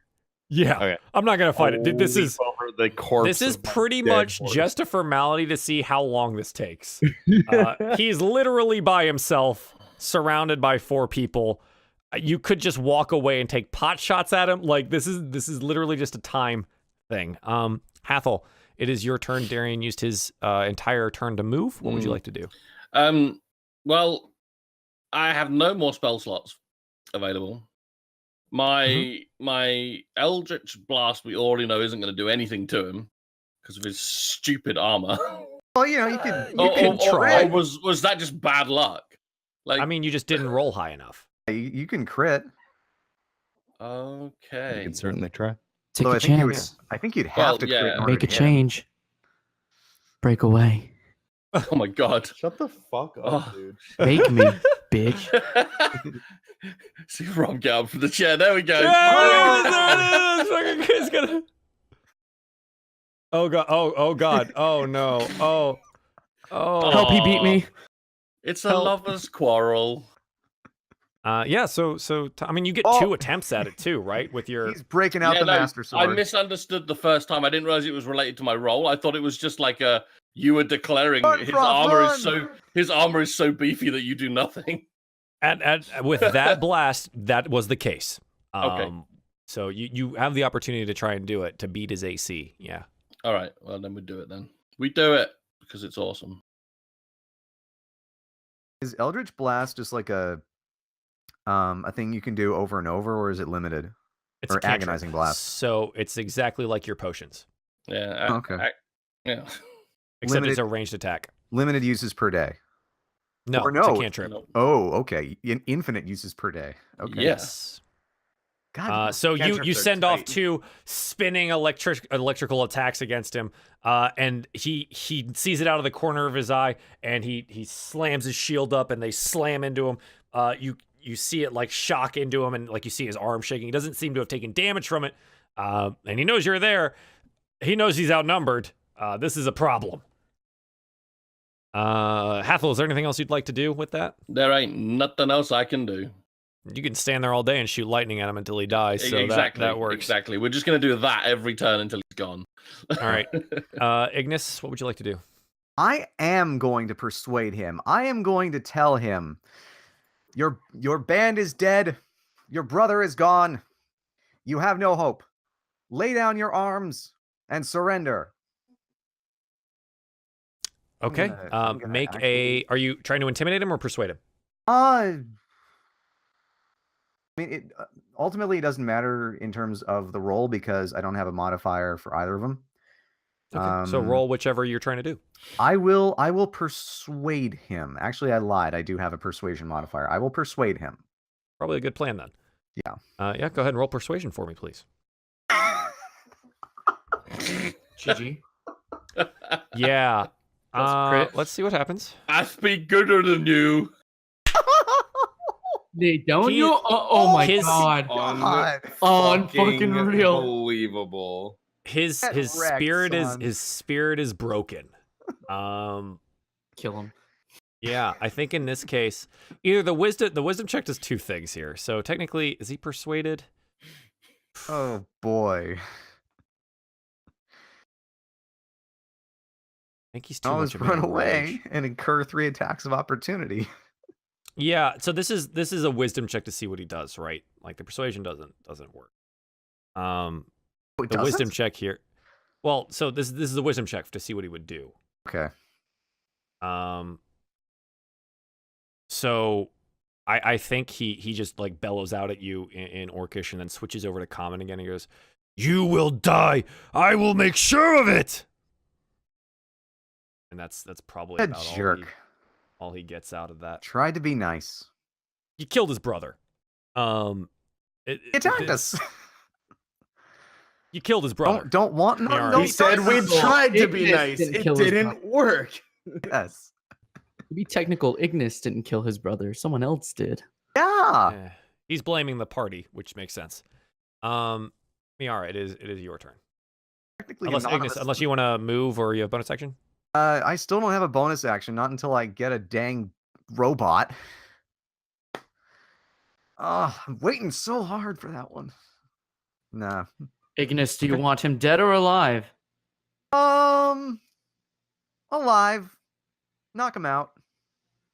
Alive? All right, then my next few attacks will be at non-lethal damage. Sure. I want to do to him what he did to Steven. Who is Steven? The horse. The horse. Oh, You So- fucking lunatic. so you do want him dead then, right? You psychopath. 17 doesn't hit. 17 does not hit. He's able to get his shield up in time. He is an iron wall. I think he has the same AC as I can't Darien. get him. Yeah, so it all clangs off, and he roars out at you in defiance. You see him like heaving with and sweat dripping out from the helmet and like blood from all his various wounds. It seems for him to it's getting more and more exhausted to like try and hold the shield up at every turn, but you're unable to make contact with him. And yeah, he has disadvantage on his next attacks, don't he? No, he already did that. Did? That was the previous turn. Yes. Oh, okay. Yep. He missed. There was an 11 and an 11 for both the previous ones. No. All right. Damn, if he hadn't had disadvantage, he still would have missed. Oh well. Yeah, and I mean it happens. Yeah. Oh geez. All right, he is focused here. He sees Darien in front of him. He sees all of you here. His back is almost literally against a wall. He's just going. He's going at it. Miss. I think this is probably Crit miss. So I think at this point you guys have him surrounded, right? And Darien has made his appearance, and I think Darien Heck, here I with can- the I can shield say and I whatever. moved here just for the heck of it. I think the crit miss here is where Darien disarms him. Right, he gets in the way of the strike. After Miera distracts him with a couple of blows, and disarms him. He's like doubled over and breathing heavily, and he's disarmed and he like roars out at you. I think at this point this is pretty much. I mean, like, because we could do this all day. You guys are gonna win this. So we're just gonna go past the combat portion of this, and if you guys would like to do something else or however you want to handle the situation. Outside of this, or you can just say we dispatch him in such a way. I'd still like to knock him out if possible. Can we say we knock him out? Unconscious? Yeah. Yeah. So you guys basically hammer on him, probably with Darien's hammer. So Yes. Darien rings his bell, and almost literally against the helmet, and a satisfying ring happens, and he falls to the ground unconscious. Okay. Yeah. If nothing else, he would have missed that dex save for the acid eventually. Oh my goodness. There is not a very good symbol for unconscious. So I'm gonna throw that out there. Use that one. Why not? His back hurts. There he goes. Sad face emoji? Not that that's not an option. Anyways, yeah, so yeah, you knock him out. There is a wild red-haired mage standing in the middle of the road here in front of your cloven horses. I've actually immediately fallen to my knees, opened the book, and started mumbling under my breath. Oh, geez. Okay. Yeah, you guys see this happen. What would you like to do? At which point I've transferred Hunter's Mark over to him. Out of fear, because we don't know who he is. Okay. Hunter's Mark, as you like bend over and you're reading through the book, a red illuminated X appears on your chest there, Hathol. And I can cast message out of combat, right? Yeah. It still takes it's an action, so it's still like 6 seconds worth of time, but you can definitely do it outside of combat. Yeah. I'm gonna message Ignas. Okay. And just say, I mean you no harm. And that's like a psychic message? Yeah. Yes. Which you can respond to, psychic. You can respond to this. The voices are back. But you don't know where it came from, Ignas, pretty much. Woo. Fate? Karis? Darien, what was that lady that you worship? Lady Alis, my Alis? lord. Alis, is that you? Oh gods. Fate? The sickness has taken him. I'm gonna Not my lord. I can't believe he's gone mad. Now he's mad. I just raise my eyes to stare Ignas straight in the face and just say, Druvani is the true aspect. Druvani? You say that one out loud? Yeah, that's out loud. Okay. Druvani, what do you want with... Oh, you're talking now. Oh, sorry. All right. So I'm gonna walk over here, taking a moment to pick up the battle axes from the fallen orc and just bag of holding them. And okay, so he has one. Yeah, you can pick it up, I guess. The unconscious orc and put it in your bag. Just quick swipe the it. Black iron battle axe. And black iron. I mean, we're gonna loot all these suckers in a minute, but I just want to make sure I have it. I'm still stroking the pages of my book. Yeah, you're still they're like fluttering open and whatever, and you're reading through them. She sees, she hears, she empowers, she destroys. Still being weirded out, I'm pointing my blades toward like him. a lovely woman. Yeah, so do you guys like approach him? What happens here? Well, I'm approaching. I'm just gonna stand in front of him a little bit and just say, "Sounds like a lovely woman. What's your name? And your girlfriend's name?" Oh Jesus! I will quickly go up to Ignas and explain to him who Druvani is. Yeah, I do not appreciate your flippancy. But I am Hathol Druvasik. And Boy, you're do welcome. What- Did I say Darien? Did I say thank you? Did I say thank you? I forget. My lord, I will handle this. What my lord is trying to say is thank you for your assistance. We've had quite an experience with this particular tribe of orcs. Filthy, filthy greybacks. Darien winces a little bit about at the racism, but It's a bit Says, racist, well, but I'll allow it. I enjoyed dispatching them. Okay. you said your name Do is you hunt orcs often? Jesus Christ. We don't really your have name to hunt them. They Mm. kind of find us. Chase down if necessary. Yeah, that worked once. Also, I thought you were coming up next to me, Darien. Sorry, I didn't drag my token. I mean, we're off the map screen. I anyway, Yeah, so- I know. mean, I we're- just yeah. looked back and I thought I saw a Miara beside me, and I thought, wait a minute. So yeah, well met. Glad to have had your assistance. I am Ignas. This is Elf Lady Miara. That was it. And Darien Heroncrest, my personal bodyguard. Yes, of House You're a Heroncrest. fine group of warriors. Thanks. Thank you. So, what brings you to these parts? I'm traveling back south from the wastelands up north. Huh. Interesting. We were actually headed into the wastes to rescue someone. How long were you in the wastes? I've been in the north for over 2 years. It's like my second home. Really? Would you happen to know how to find Adis? Adis is nothing special. Adis is like my playground. We have Okay, some fun. We have some fun with the hobgoblins and Adis, trust me.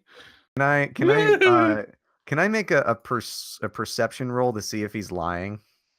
Insight? Sure. Insight, sure. Mm-hmm. Doesn't matter. Both the same modifier. Wow. Okay. Hathol, I are you lying? incite all the things. Say again? You're Are you lying? I'm an honest half elf. I never lie. Okay, so you pick up from his facial expressions and the words, even though as half crazed as he seems to be honest. All right. In that case, Hathol, yeah, we're actually in need of a guide to Avis. Avis? I keep forgetting. Help me out. Adis? It's A-D-I-S? Thank you. Adis. Thank you. We were actually hoping to find a guide to Adis. I know you were headed south, but we're planning to return that way after we make our rescue. Would you mind traveling with us for a while? Would you say the location of this person you're attempting to rescue is a mystery? To us, yes. We don't know where Adis is. Oh, I love a mystery. Count me in, brothers. Okay. And then Ignas just turns to Miara and mutters, "You're no longer allowed to call me mad." I agree. Also, I like him. I have thought you would. but one question for you. Yes. Did you bring spare horses? Ignas, you wouldn't happen to have any lying around in that bag of holding, would you? I'm pretty sure if I did, they would have suffocated by now, but you know, thanks for assuming I'm the kind of gnome that would intentionally murder horses. Like poor Stephen. And I think as Ignas breaks down to his knees, looking over the horses behind him, why, oh why, I think that's where we kind of pull back on this episode, having met a new companion, possible guide, and slain some more of the orcs of the Torn Skulls tribe, heading towards the waste, the desert waste to the north, on their way to save the lady. Was it Tessie? Tessir. Tessir. I thought it was Tessie for the longest time. That's her nickname. Well, yeah, that's where I got confused. So I think that's where we end on our episode 30, boys. Episode 30. Welcome to the show, Tom Like a Fox. I appreciate it, man. It's been good, me, guys. It's gonna be good. He's apparently the Mad Hatter. I didn't know this during character creation, but now I know. I want to point out, I hate it. You stole my character concept for my next character. Yeah, great. Yeah. Oh, Rob. Except I would have Thanks, been actually no, we didn't totally steal it. I was gonna go a kind of a different way, but still, I might still do it. 2 crazy people in one party. That would be fun. No, Thank you for the bits, Rob, and happy 30th to all of you. Yeah. Oh yeah. Super appreciate it. You just paid for the desert map. Yeah. Oh, there it is. Twitch Prime. 3 months in a row. Thanks for the subscription there, Tom Like a Fox. I appreciate it. I also as you guys know, earlier. Did you? Oh Yeah, god, I turned off all of this stuff here because I can afford it again. Yay! Yay! I'll go through when we're done with shoutouts and stuff like that for big thank yous to everyone who is supporting the channel today. Much appreciated, guys. But we're gonna do some shoutouts now. Rel, where can the people find you at, my brother? Oh boy.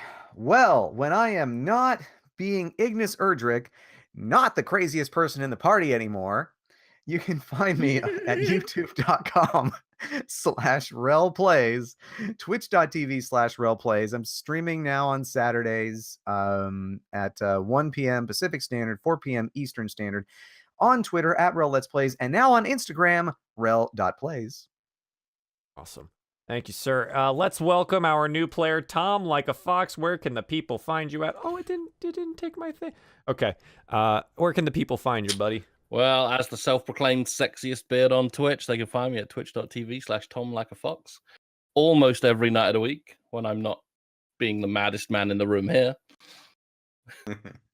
And if you look hard enough, you'll find all those social accounts in somewhere. Yep. Tom Like a Fox on Twitter and Tom_Like a Fox on the Instagram. Rob, where can the people find you at, brother? Hello. I am Robert. I don't know where I'm going with this. You can find me at twitch.tv/bonus_stage_Rob when I'm not being Darien Heroncrest, wielder of an excellent lightning javelin of Deus Ex Machina, and just general orc slaying and buffoonery. I play a variety of things. Today I played Super Mario Party 3 with that asshole behind me, who's coming up next on the shoutouts. And Megalithic Heart, another Twitch streamer. Before that, played some Pokemon Stadium, Hat in Time, Super Mario Sunshine. I'm all over the place. So if you like any of that stuff, come say hi. So thanks. Awesome. Thanks, buddy. Professor Saccharum, thanks for putting together, both of you. Thank you for making this happen with separate cameras, separate microphones, and all the stuff. Kept the show going. We tried.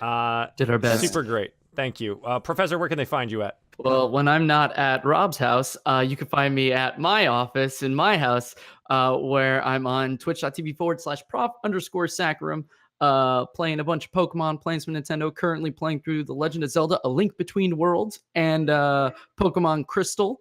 So there's that. And then come October, there's going to be a new prof in town. Oh, geez.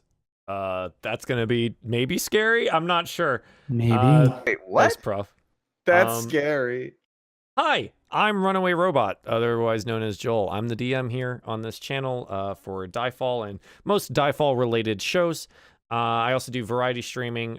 Currently, we're playing through Spider-Man. Probably gonna finish that up this week. We are starting something very cool for those of you guys that like role-playing games. We're gonna start Divinity Original Sin 2, the definitive edition, playing with Charlie Pryor. We're probably going to do that a couple times a week, and that should be a great time. So we're going to do that as a co-op stream. And then there's always Monster Hunter World that's still around. I've been going back through XCOM, War of the Chosen on Legend and that kind of stuff. And then we also do Dungeons and Dragons stuff here. So if you like that kind of thing, stick around. You can find me on Twitch here, Twitter at RunawayRobotYT, and on Instagram at RunawayRobot_, just like the channel. So thanks, guys. And thank you all here and in the chat. And thank you for a wonderful 30th episode, everyone. Big claps in the chat. Awesome. And here's to 30 more, I suppose. I only died once. 30 How more. am It's gonna I? be great. How am I the longest living character? I don't know yet, but we're going to fix that. Whatever. So Oh no. until next time, guys. Bye. Oh, Later. Later.